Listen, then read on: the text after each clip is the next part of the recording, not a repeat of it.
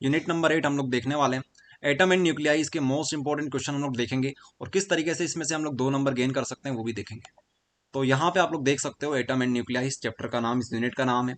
यहाँ से हमारे पास 7 नंबर के क्वेश्चन बनने वाले हैं। 7 यहाँ पर इसका वेटेज है पूरा, तो 3 तो ऑब्जेक्टिव रहेंगे और 2 हमारे पास क्या आएंगे, यहाँ पर 2 हमारे पास 2-2 नंबर के क्वेश्चन आएंगे। तो सबको देखेंगे। एक और बात, क्लास को लीव मत करना क्योंकि ज्वाइन करने में फिर आपको टाइम लगेगा, इसलिए अगर कोई कॉल वगैरह आए आपके पास तो उसको कैंसिल कर देना, ठीक है। चलिए, तो देखिए टॉपिक हमारे पास इतने होते हैं, अगर आप लोग ये इतने सारे टॉपिक कर लेते हो तो इस चैप्टर को आप लोग पूरा फिनिश कर सकते हो। तो स्टार्ट होता है रदरफोर्ड का एक्सपेरिमेंट से, उसके बाद बोहर एक्सपेरिमेंट आता है हमारे पास। फिर हमारे पास एक छोटा सा और टॉपिक आता है, Bohr's angular momentum using de Broglie equation. इसके बाद spectral series of hydrogen atom आता है हमारे पास, टाइप ऑफ स्पेक्ट्रम आते हैं हमारे पास, आइसोटोप्स, आइसोबार, आइसोटोन आते हैं हमारे पास, और हमारे पास फिर न्यूक्लियाई स्टार्ट हो जाता है, ठीक है। तो ये सारी चीज हम लोग एक एक करके देखेंगे। सबसे पहले कोई एडमिट होना चाहता है यहाँ पर? नहीं। चलिए तो स्टार्ट करते हैं यहीं से हम लोग। सबसे पहले स्टार्ट करेंगे हम लोग, देखो सुनो मेरी बात। हुआ क्या था, हुआ अभी 2 साल से ये हो रहा है कि एटम के ओर में न्यूक्लियाई आ रहा है, और न्यूक्लियाई बहुत छोटा सेक्शन होता है, ठीक है। तो आप लोग ये मान सकते हो कि अगर हम लोग न्यूक्लियाई करके जाते हैं तो चांसेस ये है कि हमारा काम हो सकता है, लेकिन हम लोग पूरा श्योर होना चाहते हैं कि हमारा एटम से भी अगर 2 ही क्वेश्चन एटम से आ जाए तो भी हमारा काम हो जाए। तो कम से कम इतनी चीज हम लोग पढ़ ले ताकि हमारे जो नंबर है वो सिक्योर हो जाए। तो उसके लिए हम लोग आपको जो चीजें पढ़ा रहे हैं वो देखिएगा। सबसे पहले हम लोग के पास आता है experiment, Rutherford experiment. Rutherford experiment क्या है, ये रदरफोर्ड एक्सपेरिमेंट, और आपको 2 नंबर में कैसे लिखना है वो भी बताएंगे। देखिएगा आप लोग ध्यान से। Rutherford atomic model was the first step in evolution of modern atomic model. Ernest Rutherford performed an experiment using alpha particles and gold foil and made the foil observations and made the following observation. Most of the alpha particles pass straight through the gold foil. There are few defects of the alpha particles by a small angle. Very small amount of alpha particles rebounded. ये चीजें हमें देखने को मिली। अब ये 2 number में कैसे आ सकता है, आपसे पूछेंगे डिफाइन रदरफोर्ड एक्सपेरिमेंट, और या फिर आपसे पूछ सकते हैं वो लोग आगे यहाँ पर देखिए कि रदरफोर्ड का कंक्लूजन क्या था, ये आपसे पूछ सकते हैं, और रदरफोर्ड का ड्रॉबैक क्या था ये आपसे पूछ सकते हैं। तो एक कहानी की तरह अगर हम लोग समझे इस चीज को तो कहानी बहुत सिंपल हो जाएगी हमारे लिए, और कहानी से हम लोग याद करके चलेंगे तो सब कुछ समझ में आ जाएगा, ठीक है। तो सुनेगा कहानी, कहानी आपको सुनाने जा रहे हैं। एक बार की बात थी, ठीक है, एक गांव में रदरफोर्ड नामक आदमी रहता था। तो उसके मन में क्या आया, उसके मन में आया कि एक्सपेरिमेंट करते हैं, फिजिक्स का एक एक्सपेरिमेंट वो करना चाहता था। वो देखना चाहता था कि सबसे छोटी चीज क्या है। हमारे पास मान लो एक फॉइल है, एक छन्नी हमारे पास, गोल्ड की छन्नी है हमारे पास। अब इस छन्नी में सबसे छोटी चीज क्या हो सकती है, वो इस चीज को देखना चाहता था। तो उस भाई साहब रदरफोर्ड जिनका नाम था, उन्होंने क्या किया कि एक्सपेरिमेंट परफॉर्म किया। अब एक्सपेरिमेंट में उन्होंने क्या किया, इस टाइप का एक बक्सा लेके आए जिसको बोल रहे हैं वो रेडियो एक्टिव सोर्स। क्या बोला उन्होंने, रेडियो एक्टिव सोर्स। तो इसमें क्या भरा हुआ है, रेडियो एक्टिव रेज यहाँ पर भरी भरी हुई है, ठीक है।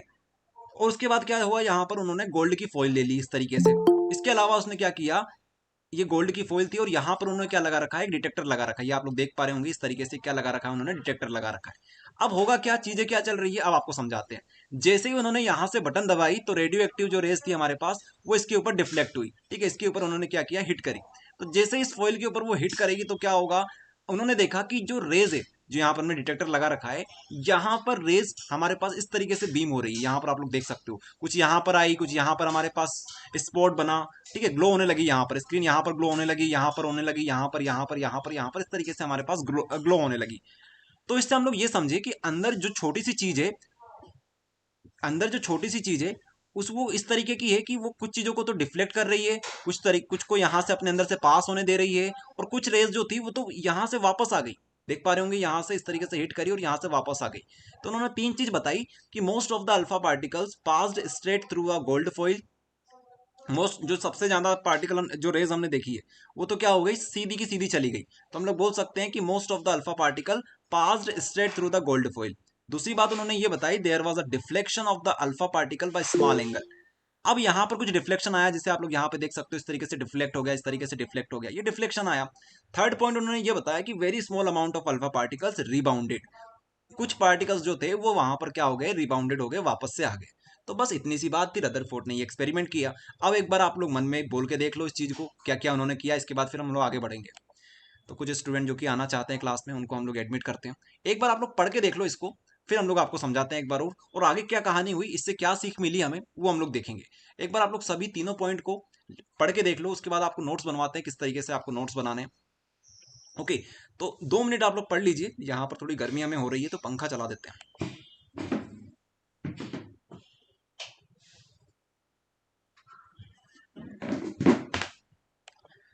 चलिए, तो इतनी चीज आपने पढ़ ली, अभी आपको समझाना बाकी है क्योंकि बहुत सारी कहानी अभी बाकी है हमारे पास। तो फिर से आ जाइए यहाँ पर, फिर से देखिएगा आप लोग, हमें क्या बताया गया है कि रदरफोर्ड ने एक एक्सपेरिमेंट किया। एक्सपेरिमेंट किस तरीके से किया, उन्होंने एक रेडियो एक्टिव सोर्स लिया जहां से अल्फा पार्टिकल्स निकलते हैं। एक गोल्ड की फॉइल ले ली, छन्नी ले ली गोल्ड की। अब ये छन्नी जो है वो बहुत पतली छन्नी है ताकि आराम से जो हमारी अल्फा पार्टिकल्स है वो इससे पास हो सके। तो जैसे इन्होंने हिट करी तो अलग अलग जगह पर, डिटेक्टर के ऊपर अलग अलग जगह पर ग्लोइंग स्किन हमें देखने को मिली, ग्लोइंग स्पॉट हम लोग बोल सकते हैं। कुछ स्ट्रेट चली गई, स्ट्रेट हमको देखने को मिले, कुछ हमारे पास डिफ्लेक्ट हो गए, और आखिरी में क्या हो गए, कुछ हमारे पास वापस से बाउंस बैक हो गए, रिबाउंडेड हो गए। तो ये 3 चीज हमें देखने को मिली।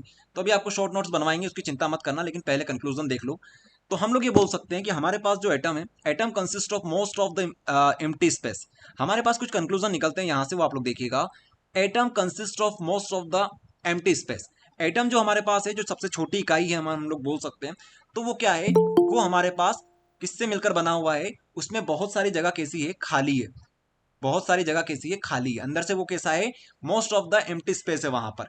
कैसे समझ में आया एम्प्टी है, अरे आप लोग यहाँ पर देखो ना, ये देखो यहाँ पर, ये क्या हो रहा है यहाँ पर, अच्छा ये रहा, ये देखो आप लोग, हमारे पास जो एटम है वो कुछ इस तरीके का है कि अंदर से बिल्कुल खोखला है, एक तरीके से ज्यादातर जो चीजें हैं वो खोखली है। तभी तो रेज आसानी से आर से पार हो रही है, जो खोखला होता है वहीं से तो आर से पार हो रही है। तो पहले पॉइंट के हिसाब से हम लोग लिख सकते हैं कि हमारा जो एटम है वो अंदर से मोस्टली एम्प्टी है।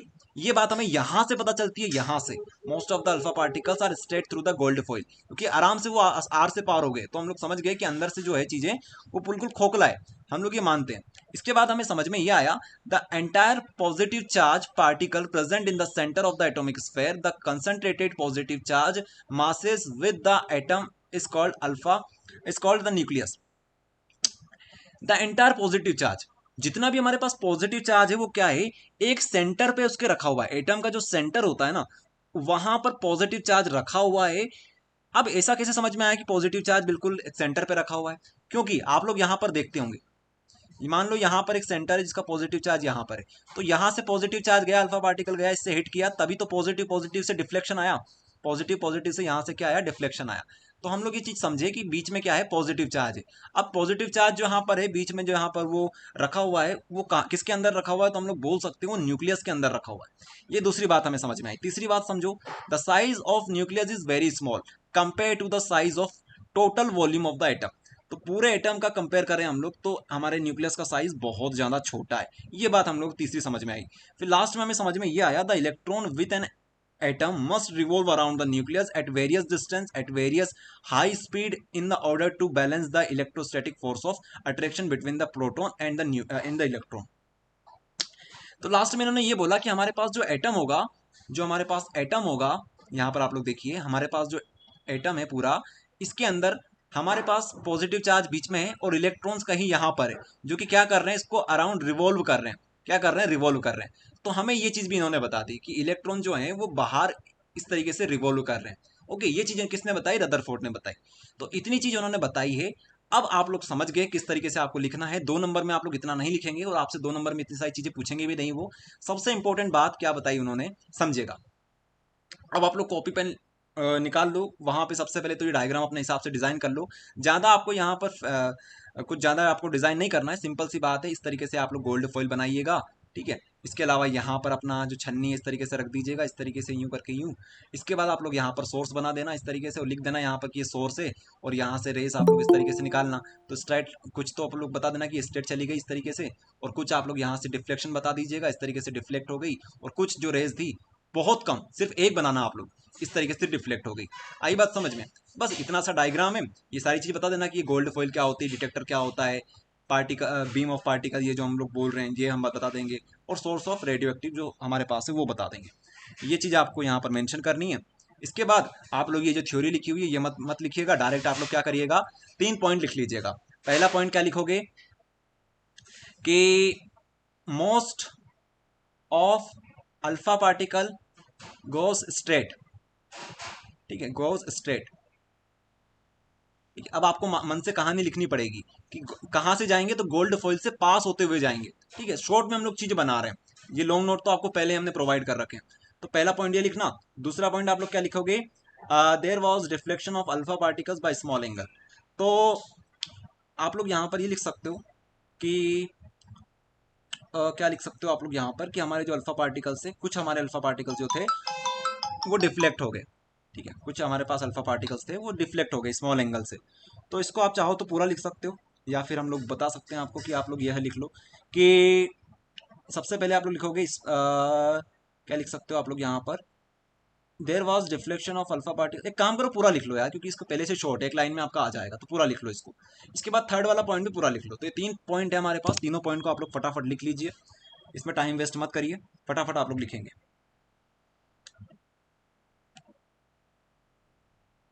और जो जो स्टूडेंट आना चाहते हैं उनको फटाफट एडमिट करते हैं। ठीक है, तो अब आपका माइक ऑन कर देते हैं सभी का, ताकि आप लोग अगर कोई डाउट वगैरह हो तो पूछ सकोगे, ताकि आप लोग नोट करते चलो इसे। चलिए, आपका माइक ऑन कर दिया हमने, बाकी लोग नोट करेंगे। सर इसकी पीडीएफ कहाँ मिलेगी? इसकी जो पीडीएफ है अपने चैनल के ऊपर डाल रखी है, आप लोगों को क्वेश्चन वाइज डाल रखी है, इसकी अपना जो चैनल है ना टेलीग्राम चैनल, वहाँ पे डाल रखी है। इसके अलावा अगर आपको ये पूरा कंप्लीट देखना है तो आप लोग एमपी बोर्ड एजुकेशन ऐप वो डाउनलोड करना, वहाँ पर ये सारी की सारी पीडीएफ मिल जाएगी। लेकिन सबसे अच्छा तरीका यही है कि आप लोग क्या करो, जो आपके लिए हमने स्टडी मटेरियल प्रोवाइड किया है उसमें यही पीडीएफ हमने वहाँ पर लगाई है, मतलब यही जो सेक्शन है, यही जो स्लाइड है वहाँ पर हमने ऐड कर दी है, तो वो देख लेना, इतने में काम हो सर जाएगा। हाँ सर बोलो। सर मैं ये कह रहा था कि सर ये जो जो रिबाउंड हो गए थे ना, जो वापस से आ गए थे ना sir, alpha particle, alpha particles, जो रिबाउंड हो गए थे, जो वापस से आ गए थे, हाँ देखो, समझो पूरी बात वो फिर से। 10 की पावर 6 में से एक आए थे ना, 10 की पावर 6 में से। हाँ ये बात है। देखो ऐसा नहीं है कि 10 की पावर 6 में से आए होंगे, कुछ लोग बोलते हैं कि 8,000 में से एक जो हमारा पार्टिकल था वो रिफ्लेक्ट बैक हो गया था। Okay sir. ठीक है, तो ये चीज हमें तो मेंशन सर करने ऐसा की जरूरत नहीं है। न्यूमेरिकल्स लिखना है कि कितने में से आए थे, नहीं कि नहीं लिखना, जरूरी नहीं नहीं? लिखना, कोई आपसे पूछने नहीं ओके बैठा सर। है। नॉलेज के लिए आपको बता दिया कि अगर हम लोग बात करें कि बड़े अमाउंट पे, तो उनमें से सिर्फ एक पार्टिकल जो होगा वो वापस बैक हो जाएगा, समझ सकते हो आप। Yes sir. ये चलिए फटाफट इसे नोट करेंगे आप लोग। कुछ यहाँ पे क्या हो रहा है, ओपन क्यू। तो जो अल्फा पार्टी के सेंटर में, न्यूक्लियस में सेंटर में पड़ेगा, तो वो सीधा स्ट्रेट बैक आएगा ना?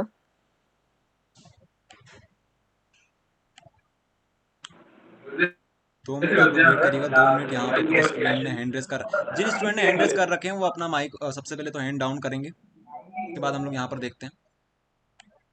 तो आपने इतना नोट कर लिया, आगे बढ़ते हैं फटाफट।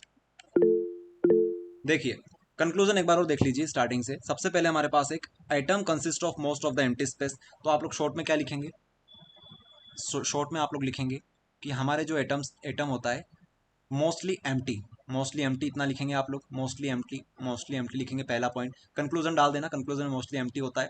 ठीक है, इसके अलावा सेकंड पॉइंट आप लोग क्या लिख सकते हो, the entire positive charge particle present in the centre of the atomic mass, the concentrated positive charge mass with the atom is called nucleus. तो हाँ, बीच में आप लोग ये चीज़ बता देना कि जो पॉजिटिव चार्ज होता है वो कहाँ पे होता है, सेंटर में होता है। Positive charge centre called nucleus, called nucleus. ठीक है, ये दूसरी बात बताना। तीसरी बात इलेक्ट्रॉन के लिए बता देना। ठीक है, ये इसको अभी रहने दो। तीसरा पॉइंट आप लोग ये बना के चल दो, क्योंकि आपको फिर सीक्वेंस से याद हो जाएगा कि पहला पॉइंट तो एम्प्टी, उसके बाद पॉजिटिव और लास्ट में नेगेटिव। तो नेगेटिव इलेक्ट्रॉन्स होते हैं। तो आप लोग ये लिखिएगा कि इलेक्ट्रॉन जो होते हैं वो न्यूक्लियस का चक्कर लगाते हैं, न्यूक्लियस का चक्कर लगाते हैं। शॉर्ट में आपको बता रहे हैं, क्योंकि 2 नंबर में तो क्वेश्चन आएगा, तो आपको इतनी सारी चीज नोट करवाने से कोई मतलब है नहीं। तो आप लोग शॉर्ट में ये लिख देना कि electrons within an atom must revolve around the nucleus. तो electrons revolve around the nucleus, around the nucleus, ये चीज आप लोग लिख सकते हो। बस ये 3 पॉइंट लिख दो, काम खत्म हो जाएगा। वो अगर छोड़ना चाहो इस पॉइंट को तो आप लोग स्किप कर सकते हो। The size of nucleus very small, ये समझ में आता है। ठीक है, एटम ही छोटा सा है तो उसका न्यूक्लियस कितना छोटा सा होगा, वो बहुत छोटा होगा। ओके, सर ये फोर्थ वाला पॉइंट पूरा करना है क्या? देखो पहला पॉइंट ये लिख सर दो, दूसरा ये लिख दो, तीसरा ये लिख दो, चौथा अगर आपको लगे तो चौथा ये बना दो। ये इसलिए बता रहे हैं सर 3 पॉइंट सेकेंड एक साथ, पॉइंट क्या है? ताकि हमारे एक साथ याद हो जाएंगे। पहले खाली, दूसरा पॉजिटिव, तीसरा नेगेटिव। पहला खाली, दूसरा सर पॉजिटिव, तीसरा नेगेटिव। हाँ बोलो। सर ये एटम 10 टू द पावर -10 होता है, न्यूक्लियस 10 टू द पावर -15। ये बात करेंगे ना, अभी साइज थोड़ी बताया आपको, एटम का साइज ओके कितना है, ये हमारे इन्होंने नहीं बताया। आगे देखेंगे, इसके बारे में बात करेंगे। हम आपको ओके चीजें सर। इस सर तरह से बता सेकंड रहे हैं ताकि पॉइंट आप क्या है? एग्जाम में लिख सको। Okay sir. ठीक है, वैल्यूज याद रखना थोड़ा सा इसमें मुश्किल 3 होता है। पॉइंट लिख देंगे, बहुत है। बस 3 पॉइंट लिख दो, हो जाएगा काम आपका। ओके। सबसे पहले खाली, दूसरा पॉजिटिव, तीसरा नेगेटिव। चलो ये खत्म हो गया। और ड्रॉबैक क्या था? ड्रॉबैक बहुत सिंपल सा है, जो हाईलाइट कर रखा है उसको आपको लिखना है, लेकिन आपको समझा देते हैं क्या चीज हुई। हमारे रदरफोर्ड भाई साहब बहुत, आप लोग बोल सकते हो, भोले थे। उन्होंने सब चीज़ तो सही बताई। उन्होंने बताया कि यहाँ पर बीच में पॉजिटिव है, इलेक्ट्रॉन इसका रिवॉल्व कर रहा है। अब दिक्कत ये फंस गई कि चलो आपने बोला कि इलेक्ट्रॉन रिवॉल्व कर रहा है, तो ऐसा भी तो हो सकता है हमारा इलेक्ट्रॉन यहाँ से रिवॉल्व करेगा करेगा करेगा करेगा करेगा, इसमें घुस जाएगा। ऐसा नहीं हो सकता क्या? इलेक्ट्रॉन घूमेगा घूमेगा घूमेगा और इसी में घुस जाएगा, और इसी में क्या हो जाएगा, बॉम्बार्ड हो जाएगा, यहाँ पर फुट जाएगा, हमारा एटम एग्जिस्ट ही नहीं करेगा। एग्जिस्ट ही नहीं करेगा, क्योंकि इलेक्ट्रॉन घूमेगा घूमेगा और बीच में घुस जाएगा। एक्सेलरेशन की वजह से क्या होता है, एक्सेलरेशन की वजह से ये जो हमारा इलेक्ट्रॉन है वो धीरे धीरे करके अपने, एक बार एक्सेलरेशन की वजह से फिर धीरे धीरे करके क्या होगा, इसकी एनर्जी डाउन होगी। एनर्जी डाउन होने की वजह से ये इसमें घुस जाएगा, क्रैश हो जाएगा और बॉम्बार्ड हो जाएगा। इस वजह से हमारा इलेक्ट्रॉन, ये जो बोल रहे हैं हम लोग कि ये हमारा जो एटम होगा कभी एग्जिस्ट नहीं कर पाएगा। तो ये इस वजह से आगे के साइंटिस्ट आए, उन्होंने इस चीज को सही किया। ये प्रॉब्लम थी। तो हम लोग क्या बोल सकते हैं, fail to explain about the stability of electrons. Fail to explain about the stability of electron. Electron कैसे स्टेबल है, इलेक्ट्रॉन जब घूम रहा है तो वो स्टेबल कैसे हो सकता है, ये चीज हमारे रदरफोर्ड भाई साहब नहीं बता पाए। आई बात समझ में? तभी हमने आपके लिए बात नहीं बताई कि हमारे पास जो इलेक्ट्रॉन होता है एक पर्टिकुलर ऑर्बिट में घूमता है। ऑर्बिट नाम ही नहीं लिया हमने, जब से पढ़ा रहे हैं तब से ऑर्बिट का नाम ही नहीं लिया। ऑर्बिट, ठीक है, ऑर्बिट की इन्होंने बात ही नहीं करी, रदरफोर्ड ने ऑर्बिट की बात नहीं करी, इस वजह से ये फेल हो गए। हम लोग बोल सकते हैं fail to explain about the stability of electron. एक लाइन लिख लो, इतने में आपको समझ में आ जाएगा। फिर तो मन से कहानी आपको लिखनी है कि इलेक्ट्रॉन ऐसा हो जाएगा, घूमता रहेगा तो इलेक्ट्रॉन इसमें क्रैश हो जाएगा, ये चीज आपको बता रखी है। एक लाइन लिख लो, ड्रॉबैक लिख लो, आपका काम हो जाएगा। नोट्स बनाते चलो आप लोग। अच्छा, तो कहानी में आता है ट्विस्ट। अब आते हैं नील बोहर नाम के साइंटिस्ट। अब ये क्या करते हैं, अब इन्होंने स्टार्टिंग से बात नहीं करी, इन्होंने जहां रदरफोर्ड ने छोड़ा था वहीं से इन्होंने कहानी को आगे बढ़ाया। Bohr theory modified the atomic structure model by explaining the electron moves in a fixed orbit and not anywhere in between, and he also explained that each orbit has fixed energy. अब सुनना आप लोग ध्यान से, इन्होंने जो important बात बताई है वो किसके लिए बताई है, ऑर्बिट के रिलेटेड बताई है। हम क्या बोल सकते हैं, इन्होंने इलेक्ट्रॉन की स्टेबिलिटी के बारे में बात करी। इलेक्ट्रॉन की स्टेबिलिटी के बारे में इन्होंने बात करी। कैसे बात करी, इन्होंने बोला कि जो इलेक्ट्रॉन होता है वो एक पर्टिकुलर ऑर्बिट में घूमता है। किसमें घूमता है, एक पर्टिकुलर ऑर्बिट में घूमता है। ऑर्बिटल बोल सकते हो, ऑर्बिट बोल सकते हो, ऑर्बिटल में घूमता है, एक शेल में घूमता है। ठीक है, ये इन्होंने बताया। दूसरी बात ये बता दी कि जो शेल है ना, इस शेल की अपनी पर्टिकुलर एक एनर्जी होगी। यहाँ पे कुछ एनर्जी, यहाँ पर कुछ एनर्जी, यहाँ पर कुछ एनर्जी। बस इतनी सी बात इन्होंने बताई है। तो आप लोग सिर्फ और सिर्फ ये चीज नोट करेंगे, ये चीज लिखेंगे और ये चीज लिखेंगे। ठीक है, अब अपने हिसाब से इसको मॉडिफाई कर लेना। Electrons move in a fixed orbit, each orbit has fixed energy. आप चाहो तो इसको पॉइंट बना के लिख लो, पॉइंट नंबर 1, पॉइंट नंबर 2। ये काम खत्म हो गया। डायग्राम बनाना चाहो तो डायग्राम बना लो, डायग्राम से ज्यादा कुछ समझ में नहीं आ रहा है, लेकिन ठीक है, आपका जो पहला पॉइंट है वो तो क्लियर हो जाएगा कि हमारे पास ऑर्बिटल्स हैं, ऑर्बिटल में घूम रहे हैं लोग। यहां से हम लोग एडमिट करते हैं।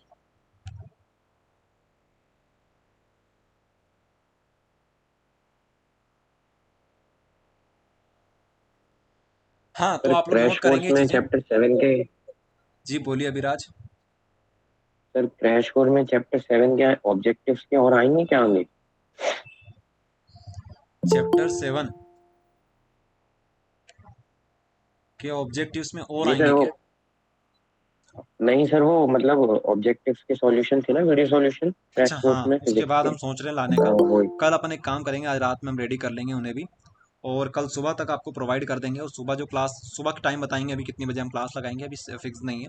तो उस क्लास में हम लोग वो ऑब्जेक्टिव डिस्कस कर लेंगे। ठीक है, ऑब्जेक्टिव के साथ साथ 2 नंबर भी कवर हो जाएंगे, आपके 3 नंबर के भी कवर हो जाएंगे। बहुत सिंपल रहेंगे आने वाले चैप्टर्स जो हैं, रे ऑप्टिक्स तक होते हैं थोड़े से मुश्किल, उसके बाद तो बहुत सिंपल चीज़ें हैं, फटाफट फटाफट करवा देंगे। हाँ तो भैया, आप लोगों ने नोट कर लिया होगा नील बोहर्स मॉडल। अब आगे बढ़ते हैं, क्योंकि 2 लाइन का तो था सही, आपको सारी चीज़ बता दी। थोड़ी सी और आप लोग यहाँ पर जानकारी ले लीजिए। Bohr found that an electron located away from the nucleus is more energy. अब एक और बात हमने जो बात करी थी सेकंड पॉइंट के अंदर कि each orbital has fixed energy, हर एक ऑर्बिटल के पास अपनी खुद की एनर्जी होती है। अब आपको ये बताना है कि किस ऑर्बिटल की एनर्जी ज्यादा होगी, कंपेयर करना है आपको। तो आप क्या बोलोगे, Bohr found that an electron located away from nucleus has more energy, जो जितना दूर होगा न्यूक्लियस से उसके पास एनर्जी ज्यादा होगी। ये किसने बताया, फिर से ये बोहर ने बताया। ठीक है, ये पॉइंट आप लोग सेकंड वाले में कंक्लूड कर सकते हो। तो आप लोग ये लाइन और लिख लो, सेकंड पॉइंट ही है। अगर आपने सेकंड पॉइंट लिख दिया तो ये चीज तो बहुत कॉमन है। आपको सिर्फ ये बताना है कि इसमें ज्यादा एनर्जी है, किसमें कम एनर्जी है, ये बताना है। ओके, तो ये लाइन भी आप लोग ऐड कर लीजिए, हाईलाइट कर रखा है हमने, बस ये नोट कर लीजिए। सर इसके फॉर्मूले का डेरिवेशन आएगा क्या? इसके फॉर्मूले का डेरिवेशन 2 नंबर में नहीं पूछेंगे यार आपसे। अभी मॉडल पेपर आपने देखा, ये क्या है, मॉडल पेपर में आप लोग समझ गए होंगे कि आपसे क्या पूछे जा रहे हैं, लॉजिकल क्वेश्चन पूछ रहे हैं। ये फालतू के डेरिवेशन थोड़ी पूछेंगे 2 नंबर में। चलो फटाफट लिखेंगे, आप लोग ये नोट करेंगे, शॉर्ट नोट्स बना रहे हैं हम लोग, तो आप लोग नोट करते चलेंगे। सेकंड पॉइंट आप जो हमारे पास है, पोस्टुलेट्स ऑफ बोहर्स मॉडल, कि हम लोग क्या कंक्लूजन निकाल सकते हैं, क्या उन्होंने ऐसी बातें बताई जो कि सबसे इंपॉर्टेंट थी, उसको हम लोग पोस्टुलेट बोल सकते हैं एक तरीके से, कि क्या कंक्लूजन निकाल सकते हैं। तो सिंपल सी बात है, आप लोग समझ गए होंगे, कोई बड़ी बात नहीं बताई, जो चीज़ें आपको बताई ना वही यहाँ पर आपको लिखनी है, बस नाम चेंज हो जाएंगे यहाँ पर थोड़े से। पहली बात इन्होंने ये बताई कि इलेक्ट्रॉन जो होता है revolve around the positive charge nucleus in a definite circular path, एक सर्कुलर पाथ जिसको हम लोग क्या बोल सकते हैं, ऑर्बिटल बोल सकते हैं, ऑर्बिट बोल सकते हैं, ऑर्बिटल बोल सकते हैं, या फिर शेल बोल सकते हैं। ईच ऑर्बिटल और shell has fixed energy, this circular orbital are known as orbitals, orbital shell. तो ये दो ही बात सब वही लिखी हुई है, तो कोई मतलब नहीं है लिखने का। तो अगर आपसे पोस्टुलेट पूछ ले, ये पूछ ले, वो पूछ ले, सबको आपको यही लिखना है। आई बात समझ में? और ये चीज आप लोग एक्स्ट्रा ऐड कर सकते हो, ये काम की चीज है। आई बात समझ में, किस तरीके से टैकल करना है बोहर को, ये समझ में आ गई। अब बोहर की क्या लिमिटेशन थी, बोहर की भी कुछ लिमिटेशन होगी, उसको हम लोग देख लेते हैं। लिमिटेशन मतलब वही ड्रॉबैक, तो आप लोग ड्रॉबैक लिखना चाहो ड्रॉबैक लिख लो, ये चीजें होगी। Bohr's model of an atom failed to explain the Zeeman effect of magnetic field on the spectra of atom. It also failed to explain the Stark effect of electric field, the spectra of atom. It violated the Heisenberg uncertainty principle. It could not explain the spectra obtained from large atom. अब हमारे पास 4 इसके क्या है, limitation है। लेकिन देखा ये गया है एग्जाम में आज तक कि लिमिटेशन ऑफ बोहर्स मॉडल बहुत कम बार पूछी गई है। ओके, तो आप लोग बस अपने नॉलेज के लिए क्या लिख सकते हो, नॉलेज के लिए आप लोग पढ़ लीजिए, अगर आ जाए एग्जाम में तो आप लोग आराम से नंबर ला सकते हो। कि इन भाई साहब ने क्या किया, सब चीज अच्छी बताई, बस 2 सर चीज मैं में दो इधर आ गया। कर रहा हूँ। क्या हो गया, बोलने दीजिए हमें, अगर आपको कुछ क्वेश्चन नहीं है तो फिर हमें बोलने दीजिए। इन्होंने मैग्नेटिक इफेक्ट और इलेक्ट्रिक इफेक्ट, मैग्नेटिक इफेक्ट और इलेक्ट्रिक इफेक्ट यहाँ पर ये धरा गया, ये इनको ये एक्सप्लेन नहीं कर पाए, इस चीज को यहाँ पर ये नहीं अच्छे से एक्सप्लेन कर पाए। तो बस शॉर्ट में आप लोग लिख लीजिए, magnetic effect and electric effect को एक्सप्लेन नहीं कर पाए। अब आप लोग ये डरिए मत कि जीमन इफेक्ट क्या है, स्टार्क इफेक्ट क्या है, बस नाम दे दिए उन्होंने, आई बात समझ में। तो आप लोग शॉर्ट में सिर्फ ये 2 पॉइंट लिख लो, अगर एग्जाम में आ जाए तो इनके हिसाब से अपनी कहानी बना के आ जाना, आई बात समझ में। बाकी नीचे 2 पॉइंट और है कि हाइजेनबर्ग की जो अनसर्टिनिटी प्रिंसिपल हमने पढ़ा था क्लास 11th में, इसको भी ये वॉयलेट करता है। इसके अलावा it could not explain the spectra obtained from the large atom, तो ये सिर्फ छोटे एटम्स के लिए वैलिड होता है, लेकिन अगर थोड़ा सा साइज में बड़ा कर दिया हम एटम को तो ये वहां पर फेल हो जाता है। तो सबसे सिंपल चीज है कि ये याद करो, आराम से याद हो जाएगा। और क्लास एंड होने के बाद एक बार 5 मिनट देना, 5 मिनट में फटाफट फटाफट जो चीज़ हमने पढ़ी है उसको रिवाइज कर लेना, तो आपका काम हो जाएगा। चलिए, तो थोड़ा सा टाइम देते हैं आप लोगों को। सर ये लिमिटेशंस और पॉस्टुलेट्स एक ही होते हैं ना? लिमिटेशन अलग है, पोस्टुलेट्स अलग है। पोस्टुलेट का मतलब कंक्लूजन, लिमिटेशन मतलब ड्रॉबैक। लिमिटेशन मतलब कि बहुत भाई साहब कहाँ पर फेल हो गए, कहाँ पर ही अटक गए। और पोस्टुलेट का मतलब है कि क्या चीज इन्होंने कंक्लूड करी। हम लोग सारांश अगर बात करें, जो चीज इन्होंने बताई है उसको बोलते हैं पोस्टुलेट्स। ठीक है, चलो अब आपसे क्वेश्चन पूछते हैं। ठीक है, तो क्वेश्चन आपके पास है, हम आपसे पूछते हैं। यहाँ से माइक ऑफ करते हैं पहले, नहीं तो सब एक साथ बोलने लग जाएंगे। मान लीजिए आपके पास क्वेश्चन आता है कि ड्रॉबैक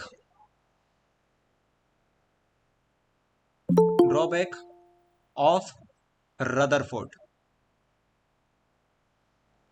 ठीक है, एक्सपेरिमेंट। तो इसका आंसर क्या आएगा, कुछ बताना चाहेगा तो बिल्कुल, अब आपके सामने माइक ऑन कर रहे हैं, आप लोग बताइएगा। चलिए, कोई बताना चाहेगा? माइक ऑन है आपके, आप मतलब माइक ऑन करके आप लोग बोल सकते हैं। सर हम बताएं। चलो फ्री माइंड को बता देने दो, फ्री माइंड जिनका नाम है वो आप बता सकते हैं। सर क्योंकि ये फेल हो गया था स्टेबिलिटी ऑफ इलेक्ट्रॉन बताने में, इसलिए इसका ड्रॉबैक था रदरफोर्ड का अगर थोड़ा एटॉमिक सा हम मॉडल लोग का। और इसके बारे में लिखना चाहें तो और एक्स्ट्रा क्या लिख सकते हैं? और Explain the line spectrum of atom. चलो बताओ, आप ही बताओ। देखो जो चीज हमको आती है ना उसी के रिलेटेड सर आप लोग लिखो। सर हाँ हम बताएं। चलो दीप आप बता दो। सर वो रदरफोर्ड के एटॉमिक मॉडल में क्या था सर, उसकी जो डिस्टेंस थी न्यूक्लियस जो इलेक्ट्रॉन जो रिवॉल्व करता था ना, वो एक्सीलरेटेड चार्ज रेडिएट एनर्जी हो रही थी सर। सर मैं बताऊं? बताओ बताओ।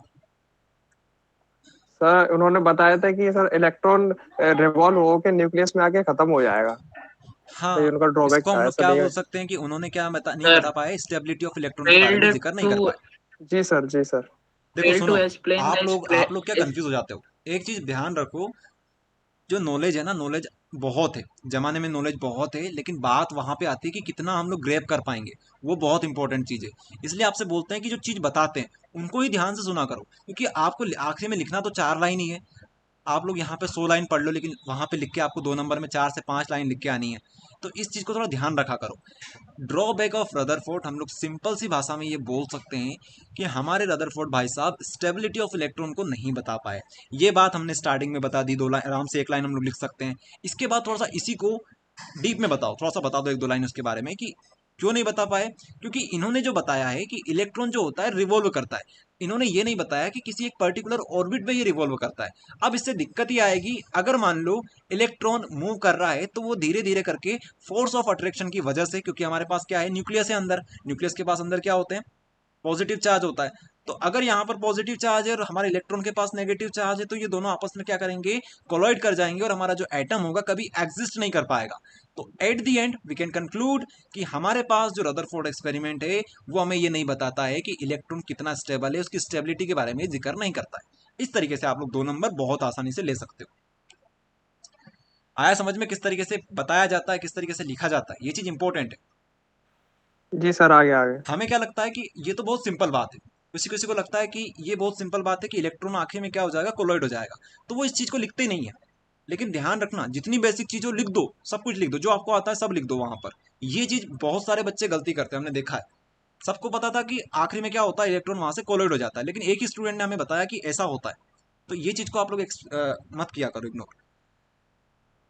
इसके बाद हमारे पास 2 चीजें और होती है, क्वांटम कंडीशन और फ्रीक्वेंसी कंडीशन। इनको हम लोग बाद में देखेंगे, अगर आप लोग पढ़ना चाहें तो पढ़ सकते हैं, क्वांटम कंडीशन और फ्रीक्वेंसी कंडीशन। ठीक है, इसके ऊपर हमने वीडियोस भी बना रखे हैं, तो इसके ऊपर हम लोग बाद में जिक्र करेंगे। लेकिन हमारे पास जो और टॉपिक है उनके ऊपर थोड़ी बात करते हैं। ये आ जाइए यहाँ पर, spectral line of hydrogen atom. काफी सिंपल टॉपिक है, डायग्राम से आप लोग बिल्कुल मत घबराइएगा, यहाँ से ऑब्जेक्टिव भी बनते हैं। ठीक है, तो ये करवाएंगे आपको। तो देखिएगा आप लोग यहाँ पर, spectral series of hydrogen atom.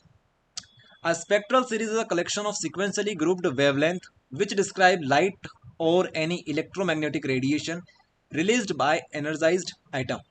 When an electron is hydrogen atom jump from higher energy level to lower energy level, the difference in energy of the two level is emitted as a radiation of particles wavelength. It is called spectral line. देखिए, समझने वाली बात बहुत simple है, इतनी चीज हमने पढ़ी है, उसका सिंपल सा कंक्लूजन ये है कि हमारे पास न्यूक्लियस होता है जिसके अंदर पॉजिटिव चार्ज होता है। उसके बाद हमारे पास इस तरीके की ऑर्बिटल्स बनना स्टार्ट हो जाती है। ठीक है, अब ये ऑर्बिटल कितनी होती है ये डिपेंड करता है कि आप उस किस एटम की बात करते हो। ठीक है, ये होता है इस तरीके से। तो मान लीजिए हमारे पास इलेक्ट्रॉन यहाँ पर कहीं पर है और इलेक्ट्रॉन को भैया जंप करके यहाँ पे जाना है। ठीक है, तो हम लोग इसको बोल सकते हैं कि हमारे पास फर्स्ट सेल है, या हमारे पास सेकंड है, या हमारे पास थर्ड है। तो फर्स्ट से कहाँ जा रहा है, ये थर्ड के ऊपर जा रहा है। ठीक है, इस तरीके से हम लोग समझ सकते हैं। और एक और तरीका जो कि हम लोग spectral series of hydrogen atom में समझते हैं, वो ये होता है कि हमारा जो इलेक्ट्रॉन होगा वो यहाँ से सबसे पहले तो क्या होगा, सेकंड से यहाँ पे आएगा। इलेक्ट्रॉन ऐसा भी तो हो सकता है इलेक्ट्रॉन यहाँ पर हो और वो कहाँ पे आ जाए, 2 से 1 पे आ जाए, 3 से 1 पे आ जाए, इसके बाद 4 से 1 पे आ जाए, 5 से 1 पे आ जाए, 6 से 1 पे आ जाए। इस तरीके से हम लोग मान सकते हैं कि हमारे पास इनफाइनाइट हमारे पास सेल्स हैं। तो यहाँ से क्या होगा, ये यहाँ से आ सकता है, ये यहाँ से आ सकता है, इस तरीके से ये आ सकते हैं, इस तरीके से। ओके, तो तो अगर हमारे पास इस तरीके की लाइन्स हैं और हम लोग क्या बोल सकते हैं कि हमारा जो इलेक्ट्रॉन है वो यहाँ से यहाँ पे आएगा, तो उसे हम बोलेंगे लाइमन सीरीज। ठीक है, इस तरीके से हम लोग देख सकते हैं। ठीक है, ये यहाँ से आई हमारे पास। अगर हमारे पास जो लाइन्स है वो कहाँ पे बनेगी, हमारे शेल नंबर 1 के ऊपर बनेगी तो हम बोलेंगे लाइमन सीरीज। अगर सेकंड के ऊपर बनती है तो बालमन सीरीज बोलते हैं, पास्चन सीरीज बोलते हैं, ब्रैकेट सीरीज बोलते हैं, पीफन सीरीज बोलते हैं। इस तरीके की हमारे पास क्या होती है, सीरीज होती है, इसको हम लोग बोलते हैं स्पेक्ट्रल सीरीज। ठीक है, सिंपल सी भाषा में अगर हम लोग समझें इस चीज को तो ये कुछ नहीं है, ये क्या होता है, इलेक्ट्रॉन जो होता है ना भाई साहब, वो उसको थोड़ी सी भी एनर्जी मिलती है तो वो एक सेल से दूसरी सेल में ट्रांसफर हो जाता है। तो जब ये ट्रांसफर होता है और कोई सा इलेक्ट्रॉन हायर एनर्जी लेवल से फर्स्ट एनर्जी लेवल में आ जाता है, उसे बोलते हैं लाइमन सीरीज। अगर मान लो उसको, अगर हायर एनर्जी लेवल से वो बालमन से, अगर हम बात करें सेकंड में आ जाता है, उसे बोलते हैं बाल्मर सीरीज। उसके बाद अगर हम लोग बात करें हायर से वो थर्ड पे आ जाता है तो बोलते हैं पास्चन, हायर से वो फोर्थ पे आ जाता है तो बोलते हैं ब्रैकेट, और अगर हम लोग बात करें हायर से अगर वो फिफ्थ पे आ जाता है तो बोलते हैं पीफंड सीरीज। ये होती है। अब इसमें से हमें क्या दिखता है वो बहुत जरूरी बात है। ये जो बाल्मर सीरीज है ना, ये विजिबल रीजन के अंदर आती है। ये इंपॉर्टेंट ऑब्जेक्टिव में पूछा जाता है ये कि बाल्मर सीरीज किसके अंदर आती है, तो आप लिखोगे विजिबल रीजन के अंदर आती है। अब इसको याद करने का ट्रिक क्या है, ट्रिक तो कुछ नहीं है लेकिन आपको याद करने का एक तरीका बता देंगे। लेकिन पहले आप लोग क्या करेंगे, ये जो डायग्राम है, डायग्राम को आप लोग बनाने की कोशिश करेंगे। लास्ट हेडिंग डाल देना ऊपर, spectral series of hydrogen atom, इस तरीके से आप लोग लिख देना। इसके अलावा डायग्राम बना लो, फिर यहाँ पे आपको बताते हैं कौन कौन से कीवर्ड्स आपको मेंशन करने हैं। ठीक है, तो अपना जो आंसर होगा वो शॉर्ट में हो जाएगा।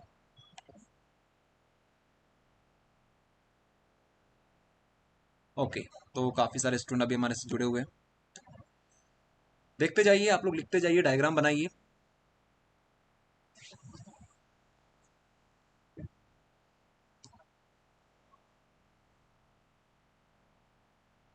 सर ये वाला क्वेश्चन कितने मार्क्स का आ सकता है? 2 नंबर से ज्यादा कोई सा भी क्वेश्चन नहीं आएगा।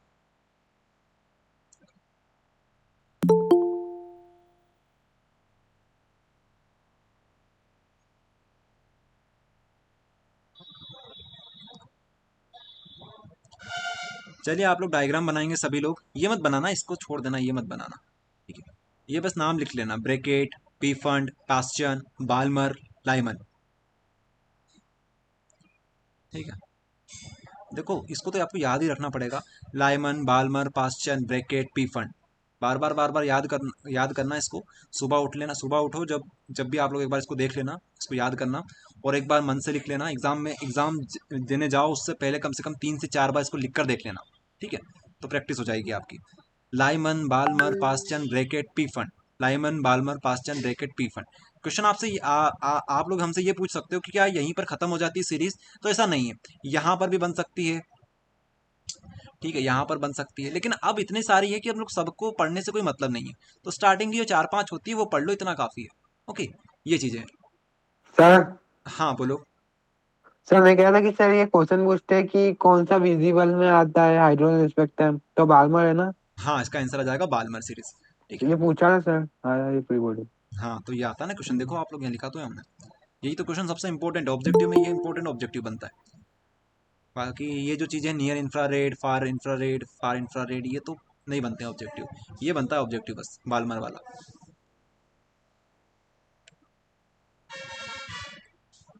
चलिए, तो आपने ये नोट कर लिया। अब आपको बता देते हैं किस तरीके से इसकी थ्योरी लिखनी है आपको। तो सिंपल सी भाषा में आप लोग क्या बोलोगे, एक इलेक्ट्रॉन, एन इलेक्ट्रॉन मतलब एक इलेक्ट्रॉन, किसका इलेक्ट्रॉन, हाइड्रोजन एटम का इलेक्ट्रॉन। ओके, हाइड्रोजन एटम का इलेक्ट्रॉन, तो 2 चीज हमने पकड़ ली। एक इलेक्ट्रॉन, किसका इलेक्ट्रॉन, एक इलेक्ट्रॉन किसमें होता है, हाइड्रोजन एटम में होता है। किसमें होता है, हाइड्रोजन एटम में होता है। जंप फ्रॉम, क्या करेगा भैया, ये जंप करेगा, कूदेगा, कहां से कूदेगा, higher energy level, higher energy level से लोअर एनर्जी लेवल पर। Electron of hydrogen atom jump from higher energy level to lower energy level, lower energy level.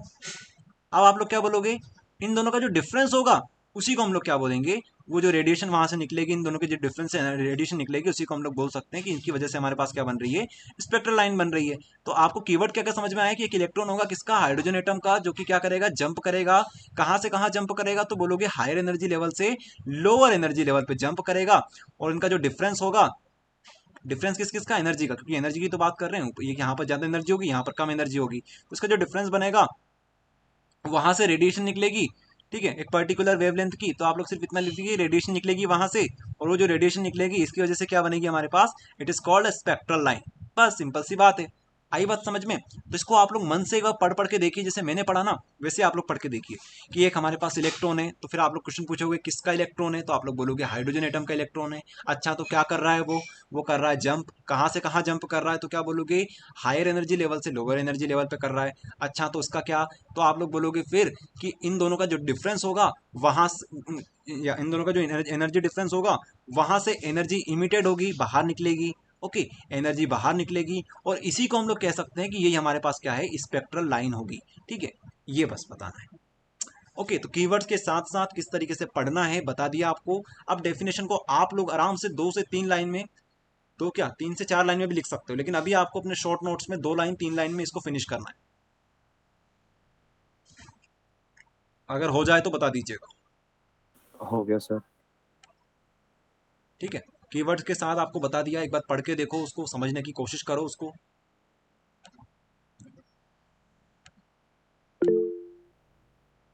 चलिए, तो माइक ऑन करवाते हैं आप लोगों का, फिर आपसे पूछते हैं।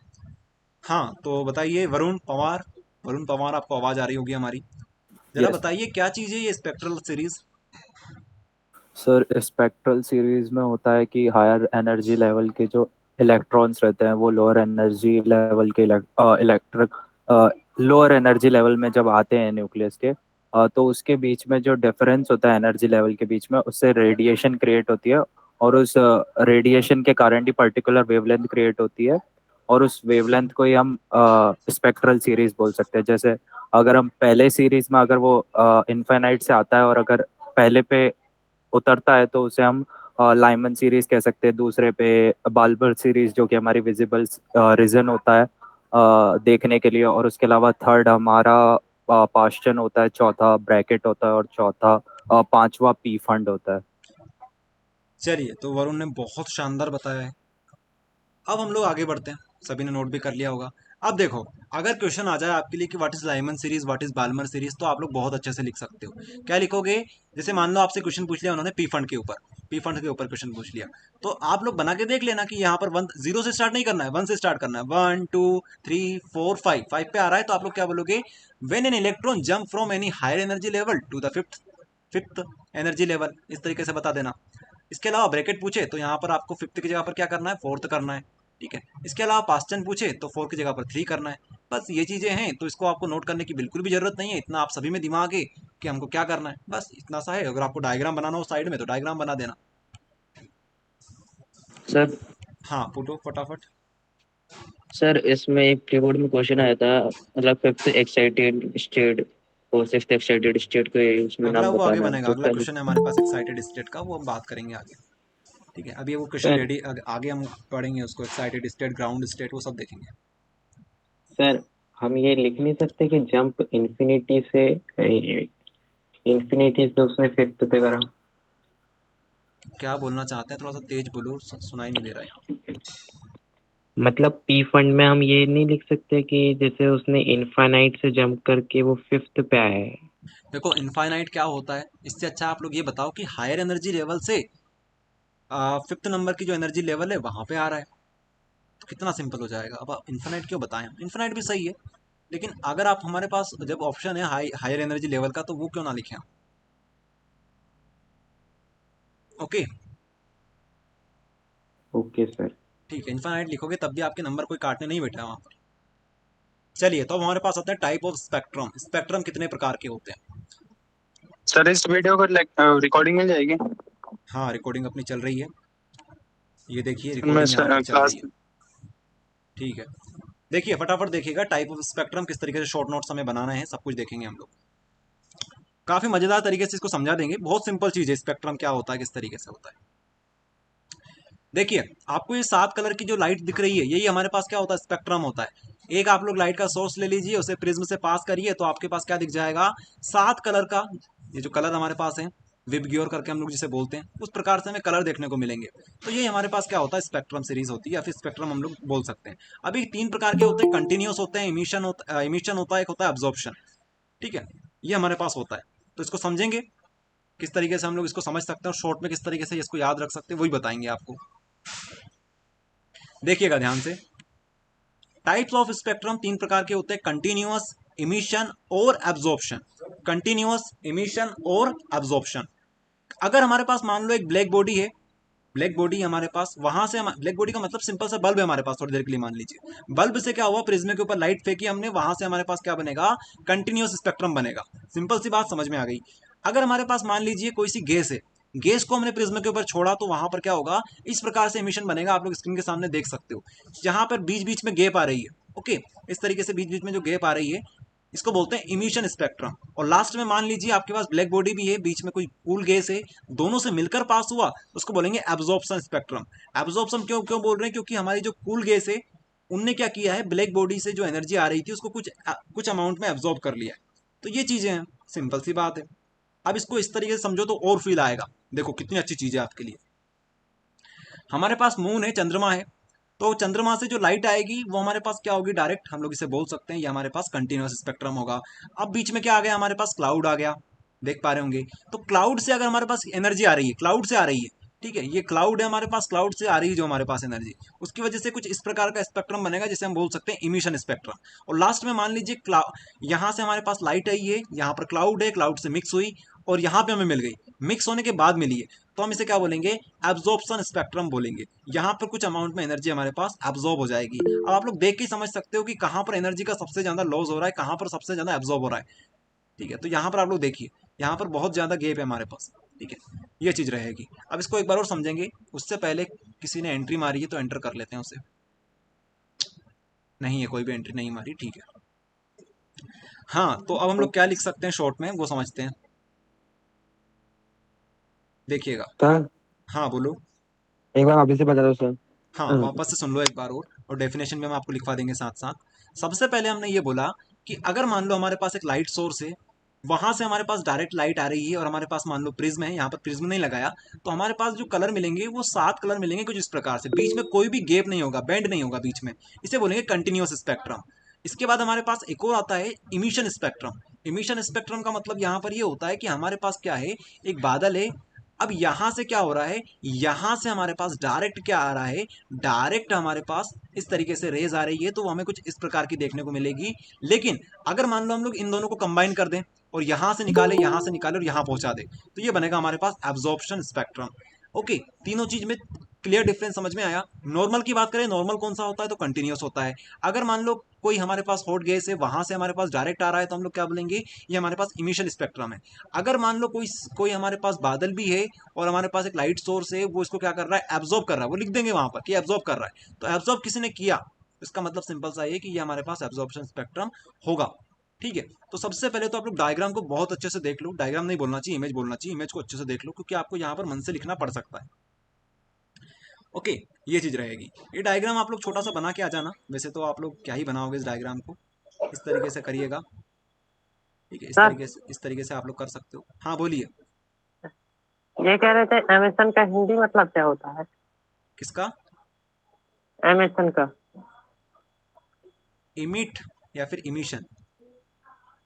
इमिशन का मतलब होता है, आप लोग किस तरह से समझ सकते हो कि यहाँ से मान लो रेज आ रही है, तो हम इसको बोलेंगे इसने इसको क्या किया है, इमिट किया है, इसने छोड़ा है, यहाँ से रे हमारे पास इसने छोड़ी है, ये मतलब होता है इमिशन का।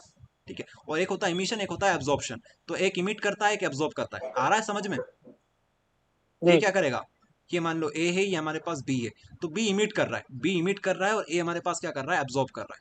ये मतलब होता है सिंपल सा। आई बात समझ में? जी जी।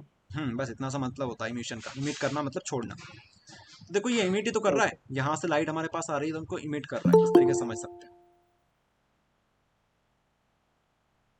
तो एक काम करो, ये जो चीजें लिखी हुई है ये नोट कर लो आप लोग। Spectrum that contains all the wavelength, तो यहाँ पर हमको सारी वेवलेंथ मिलेगी। यहाँ पर क्या होगा, यहाँ पर आप लोग लिख सकते हो कि short coloured line of light emitted by glowing gas. तो ग्लोइंग गैस के द्वारा जो लाइट हमारे पास इमिट होगी वही हमें यहाँ पर देखने को मिलेगी। यहाँ पर ऑल, यहाँ पर सिर्फ और सिर्फ ग्लोइंग वाली, और यहाँ पे हम लोग क्या बोल सकते हैं, शोज डार्क लाइन और gap in light after the light passes through the gas. तो आप लोग ये लाइन लिख देना यहाँ पर, कि डार्क लाइन हमें मिलेगी और गैप भी हमें बीच बीच में देखने को मिलेगी। और ये जो यहाँ पर एनर्जी आएगी वो किसके द्वारा आएगी, तो आप लोग मन से भी लिख सकते हो कहानी कि हमारे पास पहले तो एक सोर्स होगा, नेचुरल सोर्स होगा हमारे पास, वहाँ से लाइट किसके पास आएगी, क्लाउड के पास आएगी, क्लाउड के बाद हमारे पास आएगी। ये चीज़ आप लोग लिख सकते हो। तो ये चीज़ आप लोग लिख लो, इतना काफ़ी है। सर बोलिए। सर क्लाउड एमिट कर रहा है कि लाइट? क्लाउड के पास कुछ ऐसा है कि यहाँ से हमारे पास आ रही है, तो हम लोग यही बोलेंगे। जैसे आप लोग यहाँ पर देखो ना, सिंपल सी बात है कि हॉट डाइल्यूट गैस हमारे पास है, तो गैस के पास भी कुछ एनर्जी होगी, तो वही तो हमारे पास आ रही है। अब इसने कहाँ से एनर्जी गैदर करी है वो इसकी जिम्मेदारी है, ठीक है, ये हम लोग बोलना चाहते हैं यहाँ पर। तो उसके पास भी कुछ एनर्जी तो होगी। आ रही है बात समझ में? Yes sir. तो बस इतनी सी बात अपने को बतानी है। अपने को यहाँ पर ये नहीं पूछना है कि आपके पास एनर्जी कहाँ से आई, वो उसकी जिम्मेदारी है, ठीक है। वो अपना घर चला रहा है, आपको ये नहीं पूछना कि आप घर कैसे चला रहे हो, वो कमा रहा है, खिला रहा है आपको, बात खत्म। इतनी सी चीजें हमें यहाँ पर समझनी है। लेकिन आप इससे पूछ सकते हो, एब्जॉर्प्शन में पूछ सकते हो कि अच्छा आपके पास एनर्जी कहाँ से आ रही है, वो बोलेगा मेरे पास तो यहाँ से आ रही है। तो यहाँ पर ये कहानी है। फटाफट नोट करो आप लोग, बहुत सिंपल चीज़ है, आपको रिवाइज करवा दी 3-4 बार, चीज़ें बार बार बता दी, अब आपको याद हो जानी चाहिए। हो गया सर। चलो याद भी करते चलो साथ साथ।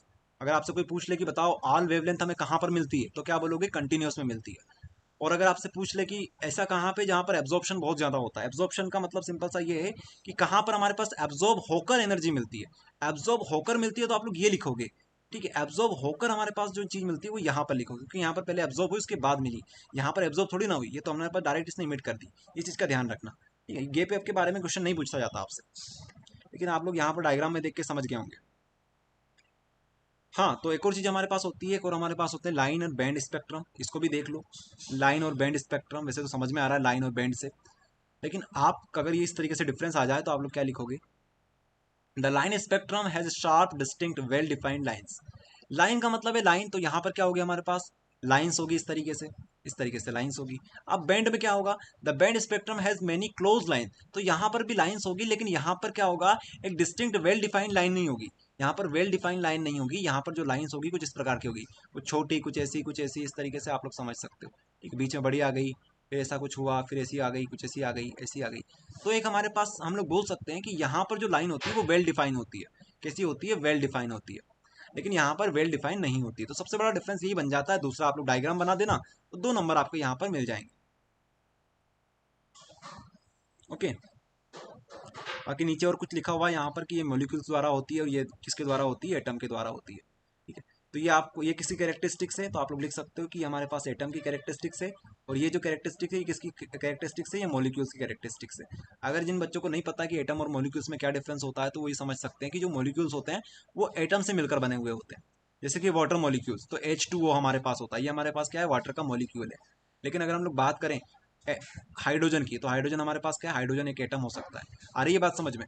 तो जो जो हमारे पास मॉलिक्यूल से होता है उसके पास क्या होता है, बैंड बन जाते हैं, क्योंकि इसमें अलग अलग प्रकार की लाइन बनेगी ना, किसी की छोटी किसी की बड़ी, तो इस वजह से हम लोग ऐसा बोल सकते हैं। लेकिन जो लाइन स्पेक्ट्रम होता है वो एटम की बात करता है, तो एटम की तो सिंपल सी एक तरीके से लाइन बनेगी। तो ये चीज़ है यहाँ पर।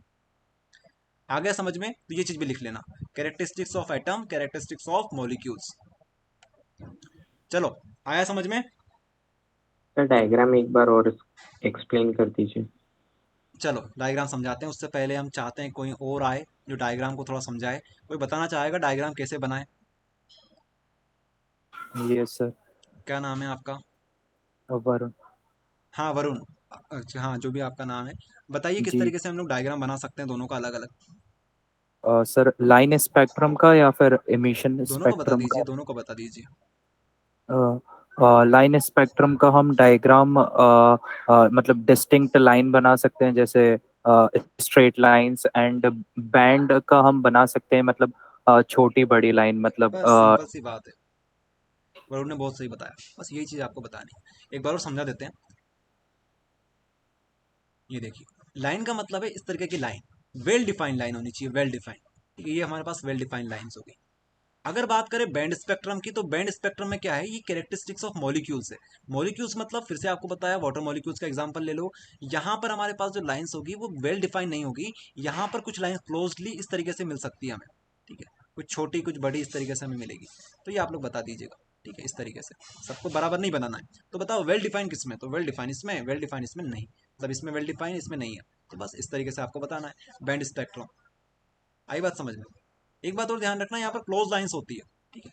वैसे बनाने को तो आप लोग इस तरीके से बना सकते हो, ये भी क्लोज ही है, लेकिन ये बात ध्यान रखना कि यहाँ पर क्लोज लाइन होती है क्योंकि मोलिक्यूल है हमारे पास। चलिए, तो आप लोगों ने ये नोट कर लिया होगा, दोनों पॉइंट को अपने हिसाब से नोट कर लो, डायग्राम अपने हिसाब से बना लो। वेल डिफाइंड लाइंस आप लोग एक वर्ड में इसको लिख सकते हो, यहाँ पर close line but not well defined, इस तरीके से आप लोग लिख सकते हो। यहाँ पर लिख सकते हो कैरेक्टरिस्टिक्स ऑफ एटम्स, एटम, और यहाँ पर आप लोग लिख सकते हो कैरेक्टरिस्टिक्स ऑफ मॉलिक्यूल्स।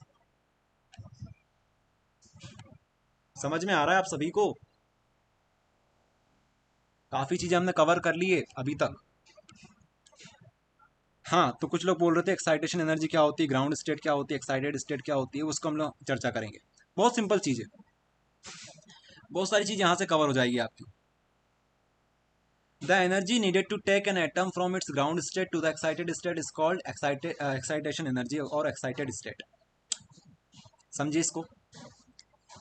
मान लीजिए हमारे पास इस प्रकार से एक एटम है, यहाँ पर हमारे पास पॉजिटिव चार्ज है, यहाँ पर हमारे पास एक बोल सकते हैं हमारे पास एक शेल है ऑर्बिटल है, इसको हम लोग 1 बोल देते हैं, इसको 2 बोल देते हैं, ठीक है। आप लोग चाहो तो इसको k बोल दो, इसको l बोल दो, इस तरह से भी आप लोग नाम दे सकते हैं, लेकिन सिंपल रखने के लिए हम लोग इसको 1 बोल देते हैं, इसको 2 बोल देते हैं। तो अगर मान लो हमारे पास इलेक्ट्रॉन यहाँ पर है फर्स्ट वाली शेल में, तो हम लोग इसे बोलेंगे ground state. What is ground state? तो फर्स्ट स्टेट जो हमारे पास होती है यहाँ पर इलेक्ट्रॉन जब होता है तो हम बोलते हैं फर्स्ट स्टेट, ठीक है। अब ग्राउंड स्टेट का मतलब क्या है? The energy take to atom from ground state to the excited state. अब इसको एक्साइटेड स्टेट में ले जाओ, ज्यादा एनर्जी अगर इसके पास आ गई, इस तरीके से यहाँ पहुंच गया, तो इसको बोलेंगे हम लोग एक्साइटेड हो गया भैया, ये यहाँ से यहाँ पर पहुंच गया। तो ग्राउंड मतलब हमारा नॉर्मल ग्राउंड ये है। इसके अलावा इसको एक्साइटेड करवा दो। एक्साइटेड कब होता है आदमी? जब उसके पास कुछ ना कुछ मिलता है। आप लोग एक्साइटेड कब होते हो? जब आपके पास कुछ ऐसी चीज आ जाती है जो आपके पास ना हो, या फिर आप कुछ ऐसा हो जाए आपके जीवन में जो कि आपके लिए खुशियां लाता हो, तब आप लोग एक्साइटेड होते हो। ओके, यही चीज इसके साथ है। हमारा जो एटम है ना, उसमें जो इलेक्ट्रॉन है, इलेक्ट्रॉन के ऊपर हम लोग बात करेंगे, एटम के ऊपर बात नहीं कर रहे। इलेक्ट्रॉन जो होता है, अगर इलेक्ट्रॉन को एनर्जी मिलती है, इलेक्ट्रॉन को एनर्जी मिलती है तो वो एक्साइटेड हो जाता है। इस वजह से वो एक्साइटेड एनर्जी कहलाती है। जो एनर्जी उसको मिलती है वो एक्साइटेड एनर्जी मिलती है। तो वो क्या करेगा, ये स्टेट छोड़ के वो इस स्टेट में चला जाएगा। डिपेंड करता है किस स्टेट में जाएगा, एनर्जी के ऊपर डिपेंड करता है कितनी एनर्जी उसको मिली हुई है। ओके, अगर ज़्यादा एनर्जी मिलेगी तो वो यहाँ पे चला जाएगा। तो इसी को बोलते हैं एक्साइटेड स्टेट, ठीक है, एक्साइटेड स्टेट। तो हम लोग इसको 3 से 4 शब्दों में क्या बोल सकते हैं, सुनिएगा। इलेक्ट्रॉन को अगर एनर्जी मिलती है तो वो ग्राउंड स्टेट छोड़ के एक्साइटेड स्टेट में चला जाएगा। अगर एक्साइटेड स्टेट पूछे तो क्या बोलोगे? एक्साइटेड स्टेट वो स्टेट होती है जहां पर इलेक्ट्रॉन एनर्जी गेन करके आया हुआ होता है।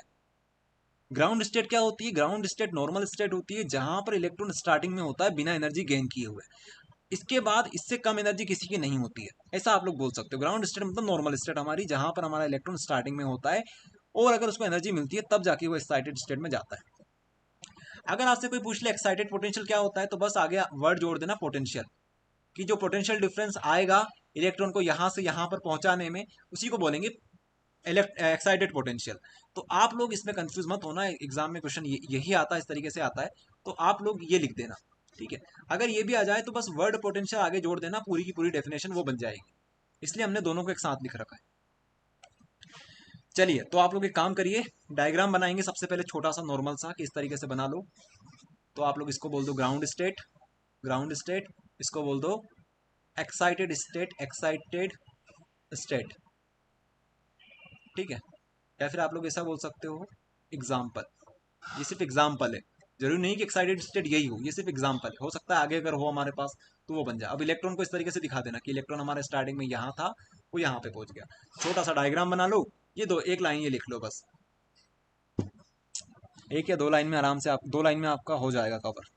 2 लाइन में इसको लिख लो, 3 लाइन में लिखना चाहो तो 3 लाइन में लिख लो। तो शॉर्ट में हमने आपको चीजें समझा दी।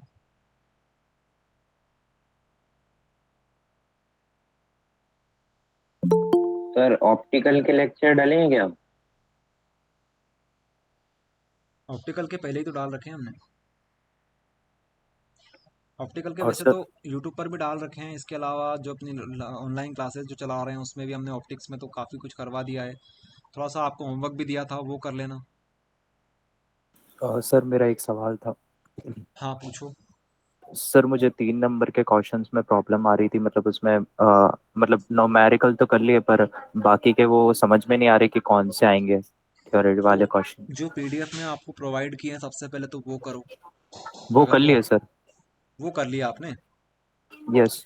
तो अगर आपने वो कर लिया तो अच्छी तैयारी आपकी हो गई है। अब आप 3 नंबर में ज़्यादा समय देने से अच्छा है कि आप ऑब्जेक्टिव में टाइम दो, ओके सर। है ना। ऑब्जेक्टिव में टाइम दो कि क्वेश्चंस यही आएंगे रिपीटेड, और अगर थोड़ा सा उलटफेर होता है तो आपके पास एक ऑप्शन होता है और वाला, दोनों में से एक क्वेश्चन तो आपसे बन ही जाएगा। ठीक है, न्यूमेरिकल पे फोकस करो या फिर आप लोग ऑब्जेक्टिव पे फोकस करो, ये करो अगर आपकी तैयारी बहुत अच्छी हो गई है तो। हाँ, ओके तो ये टॉपिक हमारा होता है फिनिश इस तरीके से। एक और चीज़ हमसे इससे जुड़ी हुई होती है, ये और समझ लो, आयोनाइजेशन एनर्जी। आयोनाइजेशन एनर्जी या फिर आयोनाइजेशन पोटेंशियल क्या होता है समझना। वही चीज हमारे पास रहेगी, ये हमारे पास रहेगा एटम, ये होगा इसका न्यूक्लियस। अब क्या होता है ionisation energy? The it represent the amount of energy required to remove an electron from the valence shell of an isolated gaseous atom in its ground state. मान लीजिए इसके पास एक इलेक्ट्रॉन है, ठीक है, इसके पास एक इलेक्ट्रॉन है। अब इस इलेक्ट्रॉन को आप लोग लेना चाहते हो, तो बताओ, इलेक्ट्रॉन लेना चाहते हो तो रिटर्न में उसको कुछ ना कुछ देना पड़ेगा, देना पड़ेगा ना। अगर किसी से कुछ लेना है तो बदले में उसको कुछ ना कुछ देना पड़ेगा। तो अगर आप इस इलेक्ट्रॉन को, अगर इस एटम को आप लोग क्या देते हो, एनर्जी दे देते हो। क्या दे देते हो? एनर्जी दे देते हो इस एटम को। इलेक्ट्रॉन को नहीं, इलेक्ट्रॉन को तो हम ले लेंगे, एनर्जी किसको दे रहे हैं? एनर्जी इसको दे रहे हैं। एटम को हम लोग एनर्जी प्रोवाइड करते हैं, इसकी वजह से ये क्या करेगा, इस एटम को यहां से तोड़ देगा और आपको दे देगा। तो हम लोग बोल सकते हैं it represent the amount of energy required to remove an electron from the valent और आइसोलेटेड गैसेस एटम। अब यहाँ पर कुछ वर्ड्स होते हैं जिसको बोलते हैं valence shell, isolated gaseous atom. इसका मतलब क्या होता है इसको समझते हैं। उससे पहले किसी ने एंट्री मारी है तो उसको एंटर करते हैं, और टाइम से आने की कोशिश किया करो यार, आप लोग लेट हो जाते हो तो फिर डिस्टर्बेंस होता है यहाँ पर। देखिए, आयोनाइजेशन एनर्जी इतना तो हम समझ गए क्या है, कुछ नहीं है, ऐसी एनर्जी जो कि हमें एटम को देनी पड़ती है। क्यों देनी पड़ती है? तो रीजन सिंपल सा है, क्योंकि हमें इलेक्ट्रॉन चाहिए होता है। आई बात समझ में? इसके बाद ये चीज क्या लिखी हुई है, valence shell, isolated gaseous atom. तो ये आपको सिर्फ डराने के लिए लिखी हुई है। इसका मतलब सिंपल सा ये होता है कि आप इलेक्ट्रॉन कहाँ से निकाल सकते हो, आप वैलेंस शेल से इलेक्ट्रॉन निकाल सकते हो, हर कहीं से नहीं निकाल सकते। मान लीजिए आपके पास कुछ एटम इस तरीके का है कि यहाँ पर भी इलेक्ट्रॉन्स भरे पड़े हैं, यहाँ पर भी इलेक्ट्रॉन्स भरे पड़े हैं इस तरीके से।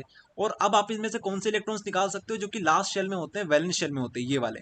ठीक है, ये आप लोग निकाल सकते हो, ये होती है वैलेंस शेल हमारे पास। अगर ये इलेक्ट्रॉन यहाँ से निकालोगे तो आपको क्या देनी पड़ेगी, एनर्जी देनी पड़ेगी। और इस एनर्जी को हम लोग क्या बोलते हैं, आयोनाइजेशन एनर्जी बोलते हैं। ये होता है वैलेंस शेल में से निकाल सकते हो। अब इसमें लिखा हुआ है आइसोलेटेड गैसियस एटम। तो आइसोलेटेड का मतलब होता है कि आप सिर्फ एक एटम की बात कर रहे हैं हम लोग यहाँ पर, ठीक है, सिंगल एटम, सिंगल एटम, इसलिए बोलते हैं आइसोलेटेड, एकत्रित, मतलब एक अलग जगह पर आइसोलेटेड हो जाते हैं ना इस तरीके से। तो आप लोग इसे नोट करेंगे।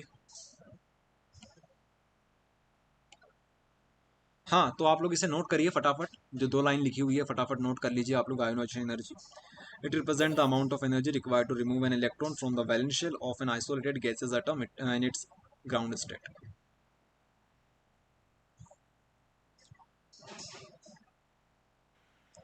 सर प्री बोर्ड की सेट है टेलीग्राम से आई तो। देखो, प्री बोर्ड के जो इंग्लिश हिंदी था ना वो सही था, लेकिन अगर आप फिजिक्स केमिस्ट्री में जाओगे प्री बोर्ड में तो दम नहीं है यार। हमने देखा है उसमें जो अपनी क्वेश्चन बैंक है वही छाप दी उन्होंने। तो इससे अच्छा है कि आप जो क्वेश्चन हमने प्रोवाइड किए हैं वो अच्छे से कर लो, और उसको इंग्लिश में आपको ट्रांसलेट करना पड़ेगा, बहुत टाइम जाएगा। इससे अच्छा है कि जो क्वेश्चन हमने दे रखे हैं वही करो। फिजिक्स केमिस्ट्री में तो बहुत अच्छा जाएगा आपका पेपर, चिंता मत करो, बस जो क्वेश्चन दे रखे हैं ना उनको कर लेना। सर हाँ, वैलेंस शील्ड सर। क्या होती है? वैलेंस शेल का मतलब ये होता है, देखो एक होती है हमारे पास ग्राउंड स्टेट या फिर ग्राउंड शेल हम लोग बोल सकते हैं, एक हमारे पास होती है वैलेंस शेल। वैलेंस शेल मतलब कि जो इलेक्ट्रॉन यहाँ पर कंट्रीब्यूट कर सकते हैं। आपने सुना होगा इलेक्ट्रॉन की शेयरिंग होती है। जैसे हमारे पास हाइड्रोजन एटम है, मान लीजिए हमारे पास 2 हाइड्रोजन एटम है, यहाँ पर एक इलेक्ट्रॉन होता है, इसके पास भी एक इलेक्ट्रॉन होगा। हाइड्रोजन एटम की हम लोग बात कर रहे हैं। तो ये अगर H2 बनता है हमारे पास, H2 आपने सुना होगा हाइड्रोजन गैस के बारे में, तो वो कैसे बनती है, ये इलेक्ट्रॉन इस तरीके से शेयर हो जाते हैं। ठीक है, कभी ये इलेक्ट्रॉन इधर घूमेगा, कभी इधर घूमेगा, कभी इधर, कभी इधर, कभी इधर, कभी इधर। तो शेयरिंग जो होती है, ठीक है, यहाँ पर शेयरिंग हो रही है इस तरीके से। तो शेयरिंग होने वाले या फिर डोनेटिंग होने वाले इलेक्ट्रॉन जिस शेल में पाए जाते हैं उसको बोलते हैं वैलेंस शेल। ज्यादातर ये जो वैलेंस शेल होती है ये आउटर मोस्ट शेल होती है, सबसे बाहरी जो शेल होती है उसी को हम लोग वैलेंस शेल बोल सकते हैं। लेकिन ये जरूरी नहीं है कि आउटर शेल ही हमारे पास वैलेंस शेल हो, लेकिन मोस्ट ऑफ द केस में क्या होता है, आउटर शेल जो हमारे पास होती है, बाहरी शेल जो होती है, उसी को हम लोग वैलेंस शेल बोल देते हैं। सबसे बाहरी कौन सी दिख रही है, यहाँ पे सबसे बाहर से ये दिख रही है, इसमें सबसे बाहरी कौन सी दिख रही है, ये दिख रही है। अगर हम लोग 5 बना दें इस तरीके से और लास्ट में इलेक्ट्रॉन यहाँ पर छोड़ दें तो आप क्या बोलोगे कि ये हमारी वैलेंस शेल हो जाएगी। ठीक, लेकिन जरूरी नहीं है कि हमारे हमेशा जो हमारी आउटर शेल है वही हमारे पास वैलेंस शेल हो, लेकिन मोस्ट ऑफ द केस में यही होता है। हाँ, तो ओके सिंपल सी सर। बात थी जो आपको समझ में आ गई। इसके अलावा सर हाँ बोलो फटाफट। सर मैं पूछ रहा था कि सर जैसे कि ये फिजिक्स में सर जैसे कि कीवर्ड वगैरह के कुछ चीजें जैसे कि अगर ज्यादा बड़ी लिखनी हो तो ऑन वर्ड में भी लिख सकते हैं, मतलब उसको कीवर्ड को लेकर। हाँ बिल्कुल लिख सकते हो, ये काम तो आपको हमने दे रखा है और ये काम सब कर लोगे, हमें पता है, हमें विश्वास है। कहानी कैसे बनानी है सबको आती है। चलो और समझो, यहाँ से 2-2 नंबर के बहुत सारे क्वेश्चन बनते हैं, इसलिए हमें आज की क्लास अलग से लेनी पड़ी, नहीं तो आपको होमवर्क भी दे सकते थे एटम का। न्यूक्लियाई का तो दे रखा है, न्यूक्लियाई बहुत छोटा है, लेकिन ये चीज़ आप लोग देखो। यहाँ पर आपको दिख रहा होगा आइसोटोप्स, आइसोबार, आइसोटोन। एक कोई हमें बताओ कि आइसो का मतलब क्या होता है, कोई बताना चाहेगा आइसो मतलब क्या सर होता है? आइसो का मतलब सेम। हाँ सेम। अब हमारे पास आता है टॉप क्या है, बार क्या है, टोन क्या है। टॉप बार टोन, टॉप बार टोन। टॉप का मतलब होता है एटॉमिक नंबर, बार का मतलब होता है, बार क्या होता है, बार को हम लोग किससे समझ सकते हैं, मास से समझ सकते हैं। जिस चीज को भार होता है ना, बार, भार, जिस चीज का भार होता है, भार क्या होता है, वजन, वजन से हम क्या समझते हैं, मास। तो एटॉमिक मास यहाँ पर है। आइसोटोन मतलब, टोन से हम लोग यहाँ पर जो एन लिखा हुआ है, एन पकड़ लो इसका, टोन में क्या आ रहा है, एन आ रहा है, तो एन से हम लोग क्या समझ सकते हैं, न्यूक्लियस समझ सकते हैं। वो ट्रिक बता रहे हैं आपको, ये एन न्यूट्रॉन। तो टॉप से मतलब है सबसे टॉप पे कौन रहता है, तो एटॉमिक नंबर रहता है टॉप पे। बार मतलब भार, भार क्या होता है, मास होता है, भार। इसके अलावा टोन में क्या आ रहा है, एन आ रहा है, मतलब न्यूट्रॉन। कहानी सिंपल सी है। ऐसे एटम, ठीक है, ऐसे एटम जिनके एटॉमिक नंबर सेम हो उन्हें बोलेंगे आइसोटॉप्स, जिनके एटॉमिक मास सेम हो उन्हें बोलेंगे आइसोबार, जिनके नंबर ऑफ न्यूक्लियस सेम हो उन्हें बोलेंगे आइसोटॉन्स। ठीक है, इसके अलावा इन्होंने एक चीज और लिख रखी है, आइसो मीन्स सेम। और यहाँ पर जो पी आ रहा है इसकी भी ट्रिक बना सकते हो, पी यहाँ पे आ रहा है, P stand for proton, P stand for proton. Iso means same. Barros या फिर बार हम लोग बोलते हैं, बारोस इसका कुछ नाम होता होगा, ग्रीक नेम, तो बारोस मीन्स वेट। इसके अलावा आइसो मीन्स सेम, एन मतलब न्यूट्रॉन, ये हम लोग लिख सकते हैं। ओके, तो ये 2 पॉइंट है हमारे पास। अगर आप चाहो तो एग्जाम्पल भी आप लोग नोट कर लो, एक काम करो नोट ही कर लो। और आप लोग ध्यान रखना, कभी भी नोट करो, गलती करो अपनी कॉपी में, भी समय है आपके पास, लेकिन मन से लिखा करो। एक बार पूरी स्क्रीन देख ली, उसके बाद स्क्रीन को अलग रखो, अब मन से लिखने की कोशिश करो, तब जाके बेस्ट प्रैक्टिस होती है। तीनों पॉइंट तो लिख लो। अगर आपने कर दिखाया, बिना देखे जो चीजें यहाँ पर लिखी हुई है आपने लिख दी, समझो कि आपकी एक अच्छी प्रैक्टिस हो गई अभी के लिए। फिर आपको सिर्फ एक बार और रिवीजन करना पड़ेगा और हो जाएगा काम आपका। लेकिन अगर आप लोग बस देख देख के लिख रहे हो, जैसे यहाँ पर आइसो लिखा है तो आपने आइसो लिखा, उसके बाद टॉप्स लिखा है तो टॉप्स लिखा, इस तरीके से करोगे तो फिर दिक्कत आ जाएगी।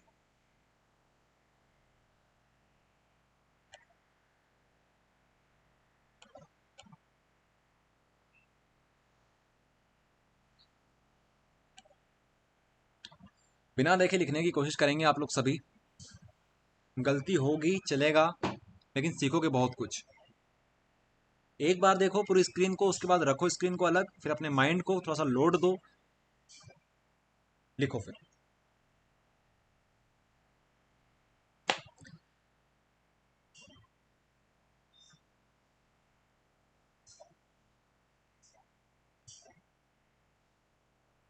कल मॉर्निंग में काम करेंगे, 10 बजे क्लास ले लेंगे, एक 10 बजे ले लेंगे, और दोपहर में देखेंगे 2 बजे के करीब क्लास और ले लेंगे।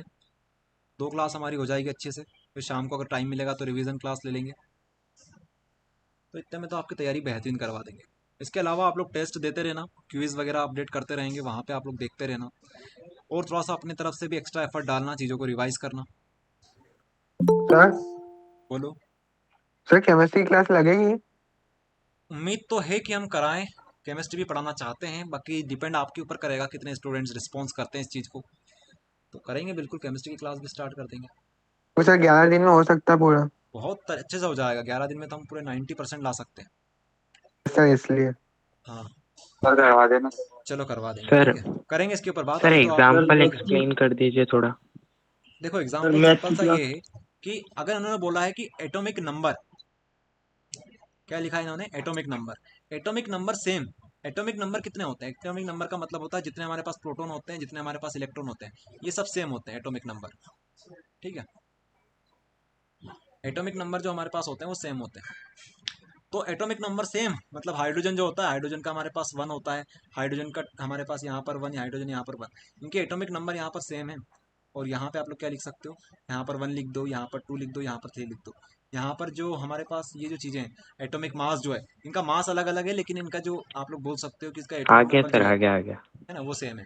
इसमें क्या करना है, आइसोबार में, आइसोबार में आपको क्या बताना है, आपको मास बताना है। तो मास में यहाँ पर 3 लिख दो, यहाँ पर 3 लिख दो, ठीक है। यहाँ पर आप लोग चेंज कर देना, यहाँ पर 1, यहाँ पर 2 कर देना।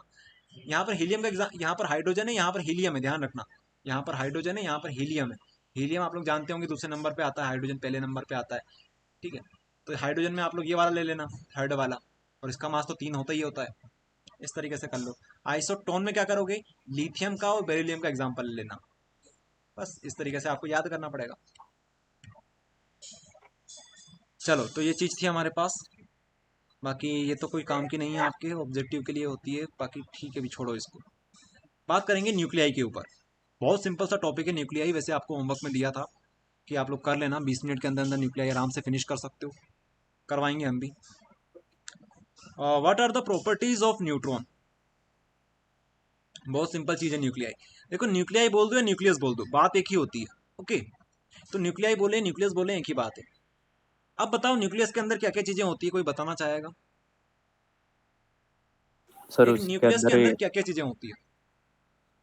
उसी के अंदर ही सर इलेक्ट्रॉन प्रोटॉन होते हैं। अच्छा, इलेक्ट्रॉन, प्रोटॉन और न्यूट्रॉन होती है। ध्यान रखना, सर इलेक्ट्रॉन जो प्रोटॉन और होते हैं, न्यूट्रॉन होते हैं। हाँ, हाँ हाँ, सॉरी सॉरी इलेक्ट्रॉन तो सॉरी। चक्कर लगाते हैं, चलो कोई बात नहीं। यस। हाँ, तो अपने पास पूछा उन्होंने ये है कि न्यूट्रॉन की प्रॉपर्टी बताओ। प्रॉपर्टी का मतलब है कि आपको क्या नॉलेज है न्यूट्रॉन के बारे में, वो बता दो। तो आप सबसे पहले लिखेंगे, बहुत सिंपल सी चीज है, neutron are located in the nucleus of an atom. एक एटम जो होता है उसके अंदर न्यूक्लियस होता है, उसके अंदर हमारा न्यूट्रॉन लोकेटेड होता है। दूसरी बात आपको क्या पता है, न्यूट्रॉन के ऊपर कोई चार्ज नहीं होता है, वो न्यूट्रल होता है। दो बात समझ में आई। तीसरी बात क्या लिखोगे, इसका जो मास होता है वो 1 AMU होता है, they are the same as size of proton. ये आप लोग लिख सकते हो। अगर आपको ये चीज समझ में नहीं आ रही है कि मास ऑफ 1 AMU, तो आप 2 पॉइंट स्टार्टिंग के लिख दो, इतने में भी आपका काम हो जाएगा, क्योंकि 2 नंबर में तो ये क्वेश्चन पूछा जा रहा है आपसे।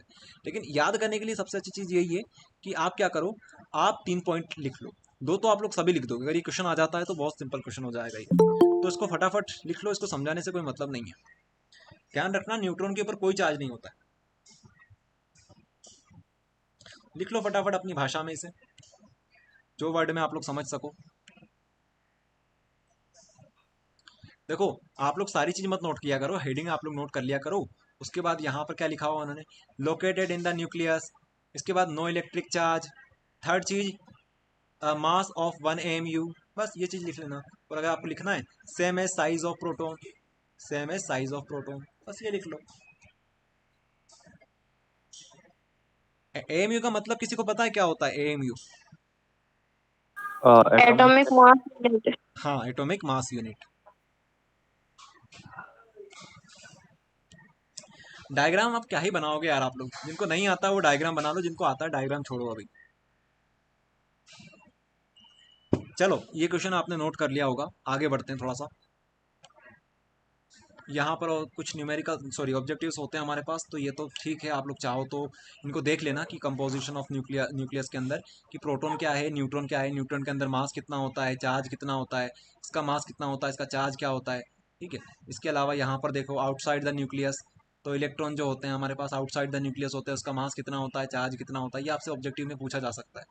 तो एक काम करेंगे, आप लोग इसका स्क्रीनशॉट ले लो, इसको नोट अभी मत करो, आराम से कर लेना, क्योंकि ऑब्जेक्टिव टाइप बनता है तो आप लोग इसे नोट कर सकते हो। इसके अलावा यहाँ पे बहुत सिंपल चीज़ लिखी हुई है, जेड से किसको रिप्रेजेंट करते हैं, ऐसे किसको रिप्रेजेंट करते हैं, ठीक है।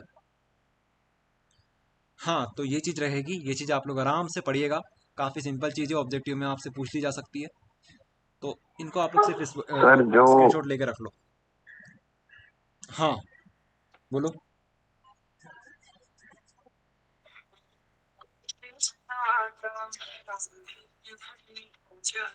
चलो, किसी का माइक अगर ऑन है तो ऑफ कर लो पहले तो। हाँ, कुछ कोई बोलना चाहेगा। चलो, कोई क्वेश्चन नहीं है, आगे बढ़ते हैं। अब सुनो सर ये आगे। आइंस्टीन्स एनर्जी इक्वेशंस बता दीजिए। आया बेटे। काय आणलं तू? मास एनर्जी रिलेशन, ठीक है। काम करते हैं, किसी ने एंट्री वगैरह ली है क्या यहाँ पर? सर हाँ बोलो। सर मास डिफेक्ट भी आएगा ना? मास डिके, ये तो आपका रिड्यूस हो चुका है। Mass defect, mass defect. Mass decay reduce हो गया ना हाँ आपका। सही है। हाफ लाइफ साइकिल ये वो जो था हमारे पास, वो सब तो रिड्यूस हो गया ना, हाफ टाइम पीरियड वगैरह। Okay sir. सर ये इतना डिटेल में थोड़ी आएगा।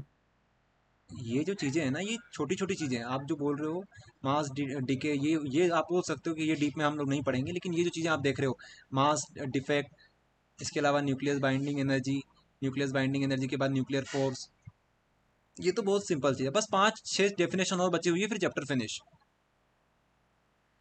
समझो यहाँ पर क्या लिखा हुआ है। मास डिफेक्ट क्या होता है? Mass defect is the difference between the actual atomic mass and the predicted mass calculated by adding the mass of proton and neutron present in the nucleus. The actual atomic mass is less than the predicted mass calculated by adding the mass of nucleons.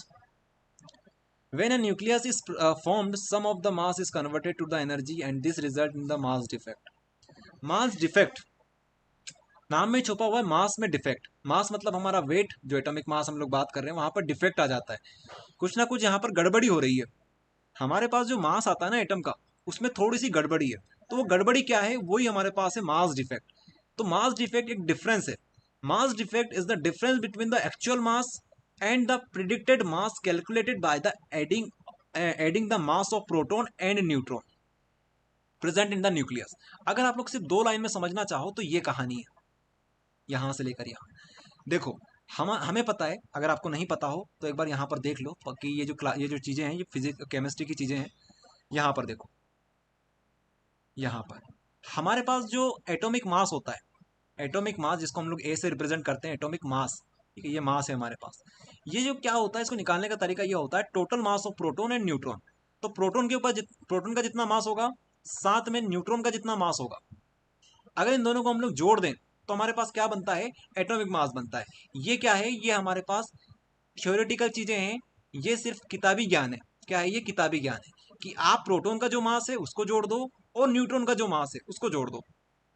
इन दोनों को जोड़ोगे तो आपके पास क्या बन जाएगा, ए बन जाएगा। इसको याद करने का कुछ तरीका ऐसा बताते हैं, अपन अपन यहाँ पर इक्वल लगाओ, यहाँ पे पॉजिटिव, यहाँ पर कुछ भी चार्ज नहीं होता तो 0 लिख दो और बीच में फिर से पॉजिटिव लगा दो, तो ये आपके पास बन जाता है। तो ये जो चीजें हैं, A is equals to P plus N, इसका मतलब होता है कि आप लोग मास ऑफ प्रोटॉन को जोड़ो और न्यूट्रॉन को जोड़ो, तो हमारे पास एटॉमिक मास टोटल आ जाएगा। ये जो चीजें हैं ये किताबी ज्ञान है। अगर हम लोग एक्चुअल में बात करें, जैसे हम लोग यहाँ पर लिखा हुआ है कि हमारे पास जो एक्चुअल मास होता है वो अलग आता है थोड़ा सा। एटॉमिक मास जो हमारे पास आता है और ये जो प्रिडिक्टेड मास हमने कैलकुलेटेड किया है, किस किस कैसे कैलकुलेट किया, हमने मास ऑफ प्रोटॉन को जोड़ा और न्यूट्रॉन को जोड़ा, तो इसमें क्या आ गया, डिफरेंस आ गया। इसी को हम लोग बोल सकते हैं कि हमारे पास क्या है, मास में डिफेक्ट है। तो आई बात समझ में, बस इतनी सी चीज थी मास डिफेक्ट। तो क्या होगा, the actual atomic mass is less than the predicted mass. जो हमारे पास एक्चुअल मास आ रहा है वो क्या आ रहा है, थोड़ा सा कम आ रहा है, थोड़ा सा कम आ रहा है। हमने कैलकुलेट किया इतना सारा 10 केजी, थोड़ी देर के लिए मान लेते हैं, इतना नहीं होगा वैसे, लेकिन आपको एग्जांपल के लिए समझा रहे हैं। और हमारे पास कितना आया, 8 केजी आया। हमने जब तोल के देखा तब आया 8 केजी, लेकिन भाई साहब हमने जब कैलकुलेट किया तब आया 10 केजी। तो दोनों का जो डिफरेंस होगा उसे बोलेंगे मास डिफेक्ट। तो कितना आएगा मास डिफेक्ट, 2 केजी का। इस तरीके से आप लोग समझ सकते हो। तो when a nucleus is formed, some of the mass is converted to the energy and this result in the mass defect. तो ये चीजें हैं, बाकी इसको आप डीप में पढ़ने से कोई मतलब नहीं है। इतनी 2 लाइन लिख के आ जाना, आपका काम हो जाएगा। नीचे इसका फॉर्मूला भी दे रखा है, अगर आपको समझना हो कि आप लोग डिफरेंस बता रहे हो तो डिफरेंस के लिए सिंबल लगाओ, मास डिफेक्ट बता रहे हो मास डिफेक्ट बताओ, फिर आप लोग इन दोनों को जोड़ दो, mass of proton, mass of neutron, इसमें से मास डिफेक्ट बता दो कि ये आपको माइनस करना है। ये हमारे पास एक्चुअल मास है, मास एक्चुअल हमारे पास, और ये हमारे पास क्या है, ये हमारे पास बना हुआ है प्रोटॉन और न्यूट्रॉन को ऐड करके, ठीक है। अब इसको हमको क्या बताना है, एटॉमिक मास बताना है, तो यहाँ पर जेड लगाओ, यहाँ पर जेड लगाओ, बस ये हो गया फॉर्मूला आपका तैयार। बताओ इसमें क्या डरने वाली बात थी, आया समझ में, बताओ। Yes sir. पर बस सर मेरा एक क्वेश्चन था, आउट ऑफ द टॉपिक था थोड़ा सा, पर क्या मैं पूछ सकता हूँ? बोलो, अगर आपका टॉपिक सही रहा तो बिल्कुल आंसर देंगे। सर मैं पूछ रहा था आपके हिसाब से 5 नंबर के क्वेश्चन में से ऑप्टिक्स में से किसके कौन से क्वेश्चन के सबसे ज्यादा चांसेस है, मतलब एक काम करेंगे, ये जो टॉपिक है आपका, सही क्वेश्चन पूछा आपने, ठीक है, लेकिन आपको बता देंगे। अभी क्या है, अपना जो टॉपिक चल रहा है, ये चल रहा है अपना एटम एंड न्यूक्लियाई। तो जैसे ही अपनी क्लास फिनिश होगी, आप मुझे याद दिला देना, आपको बता दूंगा, ओके क्योंकि सर। अभी अपन स्क्रीन पे ये लगा रखा है, इसको हटाना पड़ेगा, फिर ओके वहां पे ले जाना पड़ेगा आपको। तो इससे अच्छा है कि अपना ओके जो सर। फ्लो बना हुआ है उसको चलने देते हैं।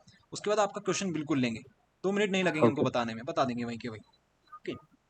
ओके सर मैं भी ये पूछ रहा था कि जैसे जो इम्पोर्टेंट न्यूमेरिकल्स की पीडीएफ थी वो तो हो गई है, अब बोर्ड से भी थोड़े बहुत कर लिए, आप थोड़ा अलग से करने की कोशिश अलग से आप क्या ही करोगे यार, अलग से करना है तो आपके पास फिर न्यूमेरिकल। ऑप्शन बहुत सारे, परीक्षा बहुत करके देख लो।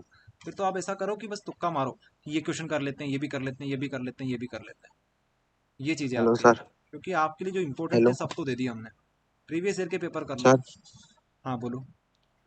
सर रिवीजन कैसे करें? चलो इसके ऊपर बात करेंगे, अपन टॉपिक से नहीं भटकते, अभी अपने पास कल का टाइम और है। चलो ठीक है, आपके क्वेश्चन तो खत्म नहीं होंगे, एक एक करके सबसे बात कर लेंगे। अभी टाइम क्या हो रहा है, 7:26 हो रही है।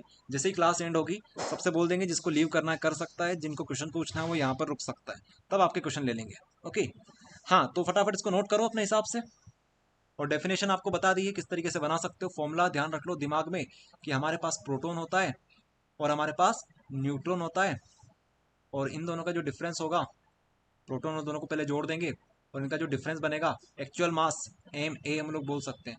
अब इसके आगे जेड लगा दो, जेड, यहाँ पे हम लोग जेड लगा देते हैं, या फिर आप लोग जेड मत लगाओ यार, क्योंकि मास बता रहे हैं ना हम तो आप लोग इस तरीके से बना दो, एटॉमिक मास का जो हमारे पास एटॉमिक नंबर होता है उसका हम लोग मास बता रहे हैं, यहाँ पर एटॉमिक नंबर का हम लोग मास बता रहे हैं। इस तरीके से बनाओगे तो और सही रहेगा। ये बना लो, ये फॉर्मूला तो सबको समझ में आ गया होगा। ये इतनी इतनी अलग चीज़ है, इतनी इतनी अलग चीज़ है, इसके हिसाब से ये 2 लाइन लिख दो बस, यहाँ से लेके यहाँ तक लिख लो, ये फॉर्मूला नोट कर लो। सर एक बार और समझा दो, मैं अभी आया था। देखो, हुआ क्या कि अपने पास एक एटम होता है, एटम का कुछ मास होता है।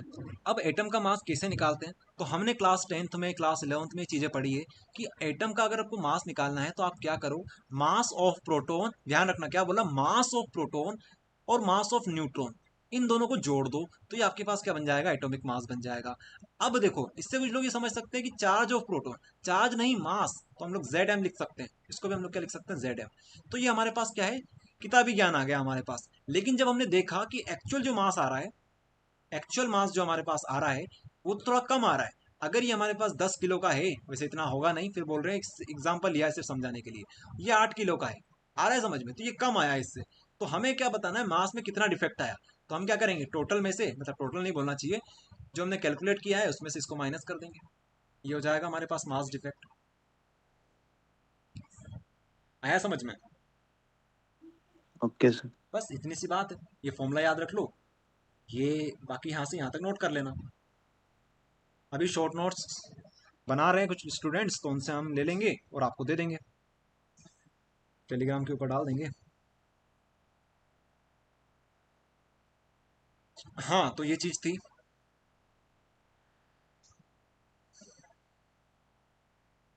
तो ये नोट कर लिया आप सभी ने, बताइए एक दो। Yes sir. बिल्कुल एनर्जी में रहो, पानी वानी पी लो अगर ऐसा लगता है तो, एनर्जी में रहना बहुत जरूरी है। आगे हमारे पास आता है न्यूक्लियर बाइंडिंग एनर्जी। बस 4 टॉपिक और बचे हुए हैं इस चैप्टर के, फटाफट फिनिश करेंगे। एक न्यूक्लियर बाइंडिंग एनर्जी हमारे पास बचा हुआ है। बाइंडिंग एनर्जी, बाइंडिंग का मतलब क्या होता है बताओ कोई, बाइंड का मतलब क्या होता है? और सर सिलना बाइंडिंग और किसी बताओ। चीज को जोड़ के रखना सर, बाइंड कर। हाँ, जोड़ के रखना, बाइंड करके रखना, है ना, बाइंड मतलब जोड़ना। तो nuclear binding energy is the energy required to split an atom nuclear into a component, it is energy nuclear binding energy is the energy required to split an atomic nucleus into its component. It is the energy equivalent to the mass defect. Binding energy can be calculated by Einstein's formula, E is equals to mc square. The average binding energy is very less. Those having high binding energy per nucleon is having more stability. Nuclear binding energy is the energy required to split an atomic nucleus into its component. देखो समझो, हमारे पास क्या है, हमारे पास एक nucleus है, हमारे पास क्या है, एक न्यूक्लियस है। यहाँ पर सारी चीज लिखी हुई है। न्यूक्लियर मतलब न्यूक्लियस होगा हमारे पास। अब बाइंडिंग का मतलब थोड़ा समझेंगे, उससे पहले आप लोग ये समझो, एक न्यूक्लियस है, वहां पर की एनर्जी की बात हो रही है। तो ऐसी एनर्जी जो कि इस कंपाउंड को, इस तरीके की जो यहाँ पर अंदर कंपाउंड होंगे, प्लस चार्ज होगा, कुछ न्यूट्रॉन होंगे यहाँ पर, इसको एक तरीके से बाइंड करके रखती है। ठीक है, बाइंड करके रखती है, उस एनर्जी को हम लोग बोलते हैं बाइंडिंग एनर्जी। अब यहाँ पे हमने वर्ड यूज किया स्प्लिट। इसका मतलब क्या है कि ऐसी एनर्जी, हम लोग थोड़ा सा इसको इस तरीके भी समझ सकते हैं, दोनों तो दो तरीके होते हैं समझने के। ऐसी एनर्जी जो कि इसको स्प्लिट करने में, इसको इस तरीके से स्प्लिट करने में जो एनर्जी हमें खर्च होगी, ठीक है, इसको स्प्लिट करने में जो एनर्जी हमारी खर्च होगी, उसको भी हम लोग न्यूक्लियर बाइंडिंग एनर्जी बोल सकते हैं। अब कंफ्यूज होने वाली बात नहीं है, थोड़ा दिमाग से सोचो इसको। आपके पास एक न्यूक्लियस है, न्यूक्लियस है। अब आपको इसकी एनर्जी बताना है कि कितनी एनर्जी इसको लग रही है इसको बाइंड करने में। इसके पास प्रोटॉन होंगे और न्यूट्रॉन होंगे, तो आप कैसे बता पाओगे जब तक इसको तोड़ के नहीं देखोगे। जितनी एनर्जी आपको तोड़ने में लग रही है, इसका मतलब है जो तोड़ने में एनर्जी आपकी लग रही थी, वही एनर्जी इसके पास थी। ये चीज है यहाँ पर, इसलिए हमने ये वर्ड यूज किया स्प्लिट। आई बात समझ में? समझने की कोशिश करो।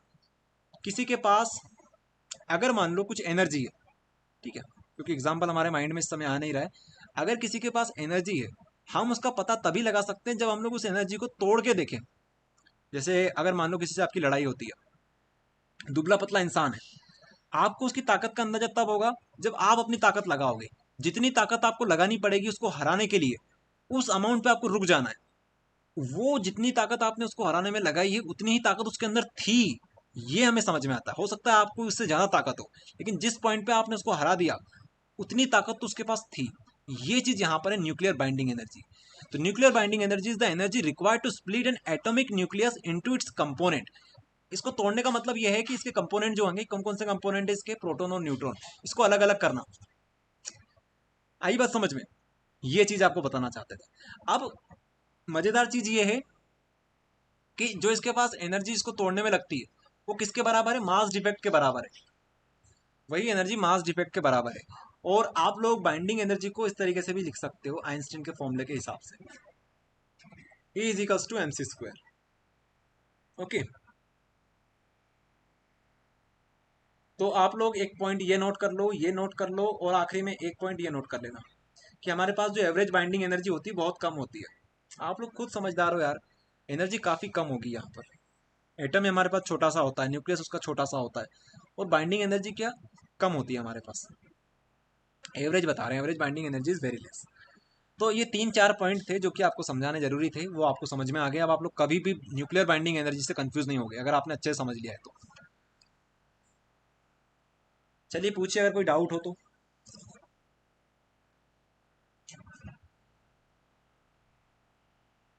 सर हाँ बोलिए।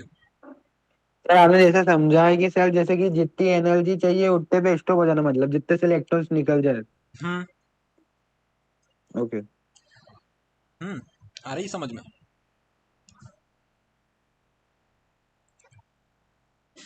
चलो, तो ये चीज हो गई। ज़्यादा टाइम नहीं देंगे, अब बस हमारे पास लास्ट के 3 टॉपिक बचे हुए हैं, 3 से 4, हाँ 3 एक टॉपिक बचे हुए हैं हमारे पास। इसमें से आगे आता है न्यूक्लियर फोर्स। चलो अब थोड़ा सा आपका टेस्ट लेते हैं, थोड़ा सा खुद सोच के देखो कि न्यूक्लियर फोर्स में किस चीज़ के ऊपर हम लोग बात करने वाले हैं। चलो बताओ, कोई बताना चाहेगा न्यूक्लियर फोर्स में हम लोग किस चीज़ के ऊपर बात सर करेंगे? न्यूक्लियर के ऊपर। हाँ, और कोई बताना चाहेगा बिना देखे कि यार इसके अंदर क्या कहानी हो सकती है? कुछ सोच के देखो।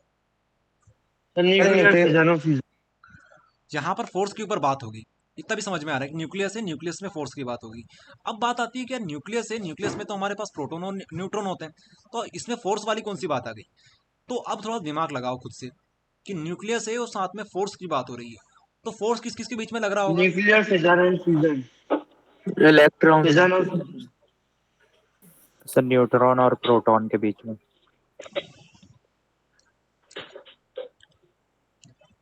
कहाँ गया हमारा, ये रहा। तो हम आपको ये बता रहे थे कि न्यूक्लियर फोर्स में हम लोग किसके बारे में बात करेंगे? एक फोर्स के बारे में बात करेंगे, न्यूक्लियस के बारे में बात करेंगे, ठीक है। तो न्यूक्लियस के अंदर हमारे पास होते हैं प्रोटॉन और न्यूट्रॉन, और एक और चीज हमारे पास न्यूट्रॉन के बाहर होती है, वो होते हैं इलेक्ट्रॉन्स। तो अब ये पूरी तीनों चीज को हम लोग कंबाइन करके देखें तब जाके हमारे पास न्यूक्लियर फोर्स की कहानी क्लियर होती है। लेकिन एक बात हमें यहाँ पे समझ में आई कि न्यूक्लियर फोर्स में न्यूक्लियर के ऊपर बात होगी और न्यूक्लियस के अंदर जो फोर्स होगा उसके ऊपर बात होगी। अब जरा यहाँ पर पढ़िए, हमने एक हिंदी में एक लाइन लिखी है यहाँ पर, जो ओवरकम करे रिपल्सिव फोर्स को। समझिए इसको, the proton in nucleus due to their positive charge repel each other, so there must be strong force inside the nucleus which overcome its repulsive force of proton and bind them together inside the nucleus, this force is called nuclear force. कहानी खत्म। हमारे पास proton होते हैं nucleus के अंदर, nucleus के अंदर हमारे पास प्रोटॉन होते हैं। तो प्रोटॉन प्रोटॉन तो एक दूसरे से रिपल करेंगे ना, सोच रहे हो, समझ रहे हो? कभी ऐसा सोचा तुमने कि अंदर प्रोटॉन प्रोटॉन है तो ये तो रिपल करेंगे, तो ऐसी कोई सी एनर्जी होगी, ऐसा कोई सा फोर्स होगा जो इस रिपल्सिव पावर रिपल्सिव फोर्स को कम करे, ओवरकम करे। तो जो ओवरकम करे इस चीज को, उसको हम लोग बोलेंगे न्यूक्लियर फोर्स। तो force which overcome the positive nature, या फिर हम लोग बोल सकते हैं attractive repulsive force of proton. तो जो ओवरकम करे रिपल्सिव फोर्स ऑफ प्रोटॉन को, उसी को बोलते हैं न्यूक्लियर फोर्स। बस लिख लो इसको अपने डेफिनेशंस में, न्यूक्लियर फोर्स क्या होती है। तो ये चीज तो आप लोग लिख लोगे कि न्यूक्लियस के अंदर होती है, तो आपको जो चीज बतानी है वो ये होती है, ओवरकम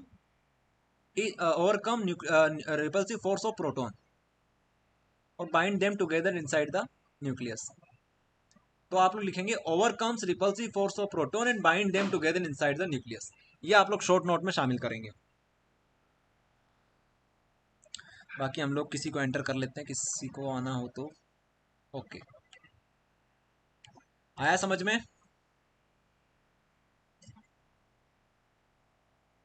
यस सर। तो ये रहेगा। Yes, sir.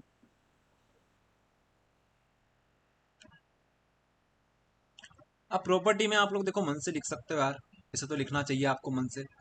प्रॉपर्टी में आप लोग ये चीज भी लिख सकते हो, ये चीज भी आपकी प्रॉपर्टी में आ सकती है।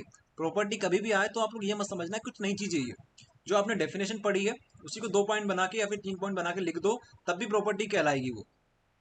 हाँ, कुछ चीजें अलग से हो सकती है, लेकिन ये चीज भी लिखते हो तो आपके नंबर नहीं काटे जाएंगे।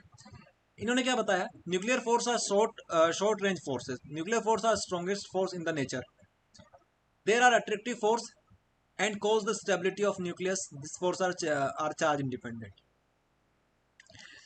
तो ये चीजें लिखी हुई है यहाँ पर, तो इनमें से आपको जितनी चीज याद हो जाए उतना अच्छा है। हम तो बोलेंगे जो सबसे इजी चीजें वो याद करो।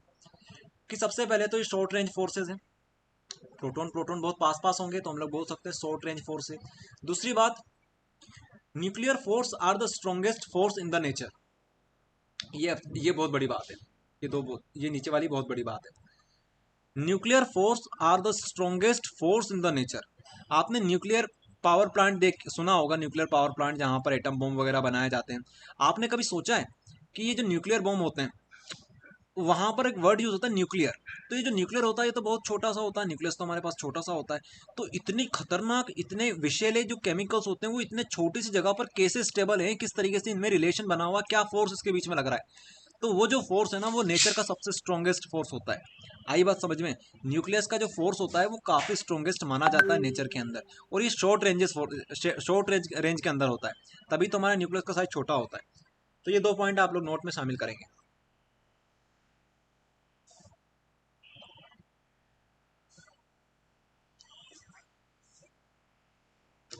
हो गया नोट? अब हमारे पास 2 Yes, sir. टॉपिक और बचेंगे लास्ट में, अब फिर आपसे पूछेंगे क्वेश्चन। चलो एक काम करते हैं, 2 आखिरी जो टॉपिक बताने से पहले थोड़ा सा टेस्ट आपका ले लेते हैं, ताकि आपको कुछ समझ में आए, फिर आगे आखिरी के 2 टॉपिक करके क्लास को फिनिश कर देंगे। चलिए, तो क्वेश्चन हमारे पास है, यहाँ पर हमारे पास स्क्रीन पे दिख रहे हैं प्रांजल शर्मा। प्रांजल शर्मा, आपके लिए क्वेश्चन है हमारे पास। आप बताइए कि ये मास डिफेक्ट क्या होता है? तो मास डिफेक्ट सर, जो बाइंडिंग एनर्जी में सर जितनी एनर्जी लगे उसको इलेक्ट्रॉन्स को निकालने के लिए। वेरी गुड, और बताइए कुछ और। जेड एम पी प्लस क्या होता है, N M N minus M X. M X इसमें मास डिफेक्ट होता है कि कितना निकाला गया उसको माइनस करके कितना बचा है। तो आप क्या बोलोगे कि जो हमने कैलकुलेट किया था और जो एक्चुअल आया, उन दोनों का जो डिफरेंस होगा वो हमारे पास क्या कहलाएगा? मास डिफेक्ट। मास डिफेक्ट कहलाएगा। अब फॉर्मूला बनाना बहुत आसान है। सबसे पहले तो प्रोटॉन और न्यूट्रॉन को जोड़ दो, मतलब उनके मास को जोड़ दो, लास्ट में जो एक्चुअल मास है उसको माइनस कर दो। अच्छा, अब हमारा क्वेश्चन नयन महलवार, आपसे हमारा क्वेश्चन, नयन आपसे क्वेश्चन है हमारा। Yes sir. जरा आप ये बताइए, लाइन स्पेक्ट्रम और बैंड स्पेक्ट्रम दोनों में क्या अंतर है? लाइन स्पेक्ट्रम और बैंड स्पेक्ट्रम, सोचो सोचो सोचो, दिमाग लगाओ, जो आता है गलत सलत जो आता है बताओ। सर उन जो है ना वो रहती है लाइंस, वो है ना एक वेल डिफाइंड मैनर में रहती है लाइन स्पेक्ट्रम में, और बैंड स्पेक्ट्रम में वो मतलब है ना ऐसी छोटी बड़ी होती हैं। और जो लाइन स्पेक्ट्रम में है वो कैरेक्टरिस्टिक्स ऑफ एटम है, और बैंड स्पेक्ट्रम में वो मॉलिक्यूल का है। चलिए ठीक है, आपने सही किया। अब बात करते हैं हम लोग, ममता आप बताइएगा, आपसे क्वेश्चन है हमारा। ममता आप बताइएगा सर कि हमने जो पढ़ा था एक्साइटेशन एनर्जी और ग्राउंड स्टेट, ये क्या चीज थी? ग्राउंड स्टेट, एक्साइटेशन एनर्जी, थोड़ा सा इसके बारे में बताइए। सर एक्साइटेशन एनर्जी आपने बताई थी कि the energy needed to take the atom from its ground state to an excited state is called excitation energy. Okay, अब ये बताइए कि आयोनाइजेशन एनर्जी क्या होती है? आयनाइजेशन एनर्जी में आपने बताया था कि amount of energy required to remove an electron from the valence shell of an isolated gaseous atom in the ground state. चलो ठीक है, तो देख देख के अगर आप बता रहे हो तो मत बताइएगा, जो आता है वो अपने हिसाब से बताइए।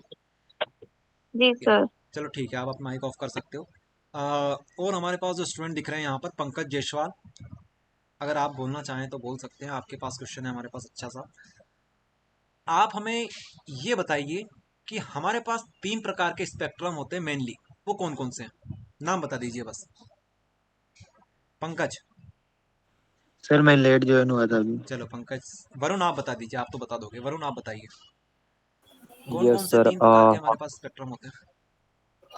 हमारे पास इमिशन स्पेक्ट्रम होता है, और उसके अलावा एब्जॉर्प्शन स्पेक्ट्रम होता है, और एक कंटिन्यूस स्पेक्ट्रम होता है। अच्छा, अगर हमारे पास हॉट गैसेस का एक हमारे पास क्लाउड है, वहां से हमारे पास एनर्जी आ रही है, तो हम उसे क्या बोलेंगे? यस। कौन सा स्पेक्ट्रम और कहलाएगा? सर हम उसे इमिशन स्पेक्ट्रम बोलेंगे, और उसमें सबसे मतलब रुक रुक के आएगी, सबसे ज्यादा गैप हाँ हाँ आएगी उसमें। हाँ। अच्छा चलो ठीक है, इतने क्वेश्चन हमारे पास काफ़ी है, आपका थोड़ा सा रिवीजन हो गया। चलो ओके। ठीक है ठीक है। तो बाकी जिनसे हम लोग नहीं पूछ पाए, कोई बात नहीं, आप लोग यहाँ पर आगे देख सकते हो, कोई सी बात नहीं है। तो एक काम करते हैं, स्क्रीन वापस शेयर कर देते हैं, उसके बाद हम लोग जो आखिरी के दो टॉपिक बचे हुए हैं उनको फिनिश करते हैं, फिर आपको थोड़ा सा होमवर्क देना है, वो होमवर्क दे देंगे, क्लास को एंड कर देंगे। तो हमारे पास है nuclear fission, nuclear fusion. Nuclear fission और न्यूक्लियर फ्यूजन, ये हमारे पास लास्ट टॉपिक की कैटेगरी होती है। तो न्यूक्लियर फिजन का मतलब आप लोग देख पा रहे होंगे, थोड़ा डायग्राम को तो देखो, क्या चीज़ यहाँ पर है। हमारे पास एक बड़ा सा हैवी न्यूक्लियस है, जो कि डिवाइड हो रहा है किसमें? छोटे छोटे लाइट न्यूक्लियस में, न्यूक्लियाई बोल सकते हैं हम लोग, न्यूक्लियस बोल दो, न्यूक्लियाई बोल दो। तो एक हैवी न्यूक्लियस छोटे छोटे लाइट न्यूक्लियस में डिवाइड हो रहा है, इसको बोलते हैं हम लोग न्यूक्लियर फिजन। न्यूक्लियर फिजन, तो in nuclear fission a heavy nucleus is divided into 2 और मोर स्मॉल न्यूक्लियाई। बस इतना आप लोग समझ लो। Atom bomb is based on the nuclear fission, this result in mass decrease and large energy release and neutron are also emitted in this process. अब आगे देखो, डायरेक्ट आप लोग यहाँ पे आ जाओ, न्यूक्लियर फ्यूजन के ऊपर आ जाओ डायरेक्ट। व्हेन 2 और मोर लाइट न्यूक्लियाई, दो हमारे पास छोटे छोटे लाइट न्यूक्लियाई है, moving at a very high speed, दोनों बहुत तेजी से मूव कर रहे हैं, are combined together to form a single nuclei, और कंबाइन करके एक सिंगल न्यूक्लियाई बना लेते हैं, इसको बोलेंगे न्यूक्लियर फ्यूजन। क्या बोलेंगे हम लोग? Nuclear fusion. फ्यूजन, ठीक है। तो बस यही चीज है, इसी के ऊपर हम लोग एग्जाम्पल लिख लेंगे और इन दोनों का डिफरेंस देख लेंगे और क्लास हम लोग फिनिश कर देंगे। देखिए आप लोग, तो न्यूक्लियर फ्यूजन और न्यूक्लियर फ्यूजन में हमारे पास डिफरेंस आते हैं, क्या क्या होते हैं। तो न्यूक्लियर फिजन, FISS, फिजन मतलब होता है कि एक बड़ा सा न्यूक्लियस है। देखो फिजन, थोड़ा सा इसको याद करने की ट्रिक समझ लो आप लोग, कैसे याद कर सकते हो। डबल एस और यहाँ पे सिंगल एस। तो स्टार्टिंग में हम लोग लिखते हैं सबसे पहले क्या? न्यूक्लियर फिजन और न्यूक्लियर फ्यूजन। तो स्टार्टिंग यहीं से होती है, डबल से स्टार्ट होती है। डबल मतलब बड़ा, इससे बड़ा। तो स्टार्टिंग में हमारे पास बड़ा कहाँ पे होगा? बड़ा न्यूक्लियस हमारे पास यहाँ पे होगा। अब ये चीज समझ में आ गई, उसके बाद तो कहानी सिंपल है, तोड़ दो इसको। इस तरीके से। तो heavy nucleus, here are heavy nucleus excited get split into smaller nuclei of heavy of nearly comparable masses. तो आप लोग लिख सकते हो कि ये जो होगा ये टूट जाएगा नियरली कंपेरेबल मासेस के बराबर, बराबर बराबर मासेस में यहाँ पर ये ब्रेक डाउन हो जाएगा। यहाँ पे क्या होगा, लाइट न्यूक्लियाई फ्यूज या फिर हम लोग बोल सकते हैं join together to form a heavy nuclei. इसके बाद the condition of high temperature and pressure are not require. यहाँ पर हमें कुछ भी टेम्परेचर देने की जरूरत नहीं है, क्योंकि टेम्परेचर क्या दोगे, वो तो टूट रहा है ना। टूटते हुए आदमी को आप लोग क्या ही टेम्परेचर दोगे, वो तो ऑटोमेटिक टूटता रहेगा, ठीक है, और आपको प्रेशर की भी जरूरत नहीं है। लेकिन यहाँ पर अगर दो चीज को आपको जोड़ना है, अगर आपको दो चीज को जोड़ना है तो आपको टेम्परेचर देना पड़ता है। आपने सुना होगा ना, वेल्डिंग वगैरह करवाते हैं, ठीक है, जैसे लोहे का है हमारे पास ये आइटम है, लोहे का हमारे पास ये आइटम है, इन दोनों को जोड़ना है तो हम लोग क्या करते हैं, यहाँ से वेल्डिंग करवा देते हैं इसकी, तो ये जुड़ जाते हैं, ठीक है। तो ये चीज़ हमें यहाँ पर क्या देना पड़ेगा, टेम्परेचर देना पड़ेगा, हाई प्रेशर टेम्परेचर हमें यहाँ पर देना पड़ेगा। तीसरी बात, it produce very high harmful radioactive waste. तो यहाँ पर रेडियो एक्टिव वेस्ट हमें देखने को मिलता है, क्योंकि ये एटम बम के ऊपर बेस्ड है, ठीक है। यहाँ से बहुत जान माल का नुकसान होता है, यहाँ से नुकसान कम होता है, ये हार्मलेस होता है। It is a quick process, जो टूटना होता है ना, बहुत जल्दी टूट जाते हैं। टूटने वाली प्रोसेस क्विक होती है, और ये थोड़ी सी सेवरल स्टेप में होती है, ठीक है। जैसे बोलते हैं ना, दोस्ती आसानी से टूट जाती है लेकिन दोस्ती बनने में समय लगता है। तो हम लोग बोल सकते हैं कि ये जो होता है ये क्विक प्रोसेस है, लेकिन ये वाली प्रोसेस जो होती है वो क्विक प्रोसेस नहीं होती है। एटम बॉम्ब का एग्जाम्पल यहाँ लिखेंगे, हाइड्रोजन बॉम्ब का एग्जाम्पल यहाँ लिखेंगे। तो 5 पॉइंट बहुत है, छठा लिखना है तो छठा भी लिख सकते हो। It carried out in a nuclear reactor. Nuclear जो रिएक्टर्स हैं, जो कि कहाँ पे होते हैं, हमारे न्यूक्लियर पावर प्लांट के अंदर होते हैं, वहाँ पर ये देखने को हमें मिलता है। लेकिन अगर हम लोग बात करें हाइड्रोजन हाइड्रोजन बॉम्ब की, तो हाइड्रोजन बॉम्ब जो होता है वो किसके ऊपर बेस्ड है, न्यूक्लियर फ्यूजन के ऊपर बेस्ड है। जो कि कहाँ पे होती है प्रोसेस हमारी न्यूक्लियर फ्यूजन वाली, ये होती है सन के अंदर। सन के अंदर क्या है, बहुत सारी छोटे छोटे छोटे छोटे न्यूक्लियस है, वो मिलके क्या कर रहे हैं, एक बड़ा सा न्यूक्लियस बना रहे हैं, जिसको हम लोग किसके नाम से जानते हैं, सन के नाम से जानते हैं। बस ये बात है। सर बोलो। ये आखिरी टॉपिक है सर? हाँ, ये लास्ट टॉपिक है अपने इस चैप्टर का, इसके बाद खत्म। यहाँ पे सर क्वेश्चन। एक देखो और ये डाउट। भी लिख हाँ बोलो। सर ये फ्यूजन और फ्यूजन में मतलब कंफ्यूजन हो जाता है थोड़ा सा, एक बार चलो, वापस। कोई बताना चाहेगा अभी जो ट्रिक बताई है उसके हिसाब से, कोई बताना चाहेगा, इनकी कंफ्यूजन दूर करना चाहेगा? सर मैं बताना चाहूँगा। हाँ बताओ। सर डबल एस है, मतलब फर्स्ट पे आएगा वो। और तो फर्स्ट में हम क्या लिखते हैं, हैवी इलेक्ट्रॉन। तो उसमें जो बड़ा इलेक्ट्रॉन होगा, फिजन।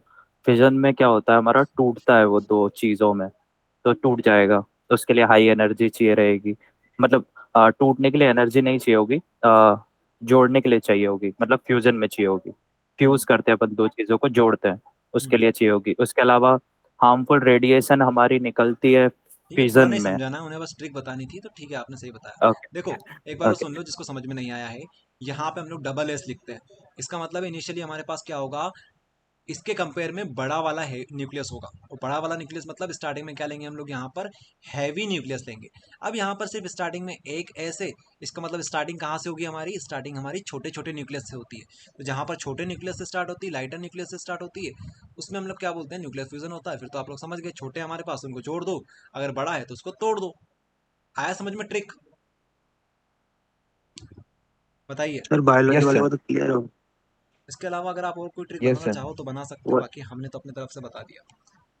चलो, तो इस तरीके से ये जो सर सर टॉपिक। ऐसा कर सकते हैं हाँ सर, जैसे कि 2s लिखे हुए हैं, तो 2s से ये समझ सकते हैं कि इसमें 1 2 में टूटेगा, और 1s लिखा हुआ है तो 2 से 1 में होगा, उल्टा हो जाएगा। हाँ, ऐसा समझ लो तो ऐसा समझ लो कि देखो भैया, हमारे पास दो ऐसे, तो ये दो में टूटेगा, और ये स्टार्टिंग में यहाँ पर एक ऐसे, तो ये टूटेगा नहीं, जुड़ेगा, इसको जोड़ने की जरूरत। हाँ, ऐसा न्यूक्लियर समझ लो आप लोग कि यहाँ पर एक ऐसे, तो इसको सर क्या चाहिए, इसको एक और ऐसे चाहिए, तो ये जुड़ेगा। इसके पास दो ऐसे, तो ये टूटेगा। आज यही तो चलता है जीवन में, एक टूटता है एक जुड़ता है। इस तरीके से याद कर लो, लेकिन ऐसा सर है, नाम कंफ्यूज से मत भी होना बस लास्ट में, कर सकते, जो आपको लगे उसमें नाम एक। से भी कर सकते हैं, जैसे फ्यूज। फ्यूज मतलब जुड़ना होता है। हाँ, क्योंकि कुछ लोग कंफ्यूज होते हैं, फ्यूज मतलब जुड़ना होता है, लेकिन इसका एक मतलब वो भी निकल जाता है कि जैसे बल्ब हमारे फ्यूज हो जाते हैं, तो उसमें वो कंफ्यूज हो जाएंगे। चलो ठीक है, तो इस तरीके से हमारा जो टॉपिक था वो होता है फिनिश। एक काम करते हैं, रिकॉर्डिंग जो हमारी हो रही है उसको स्टॉप कर देते हैं सबसे पहले तो। सर हाँ बोलो।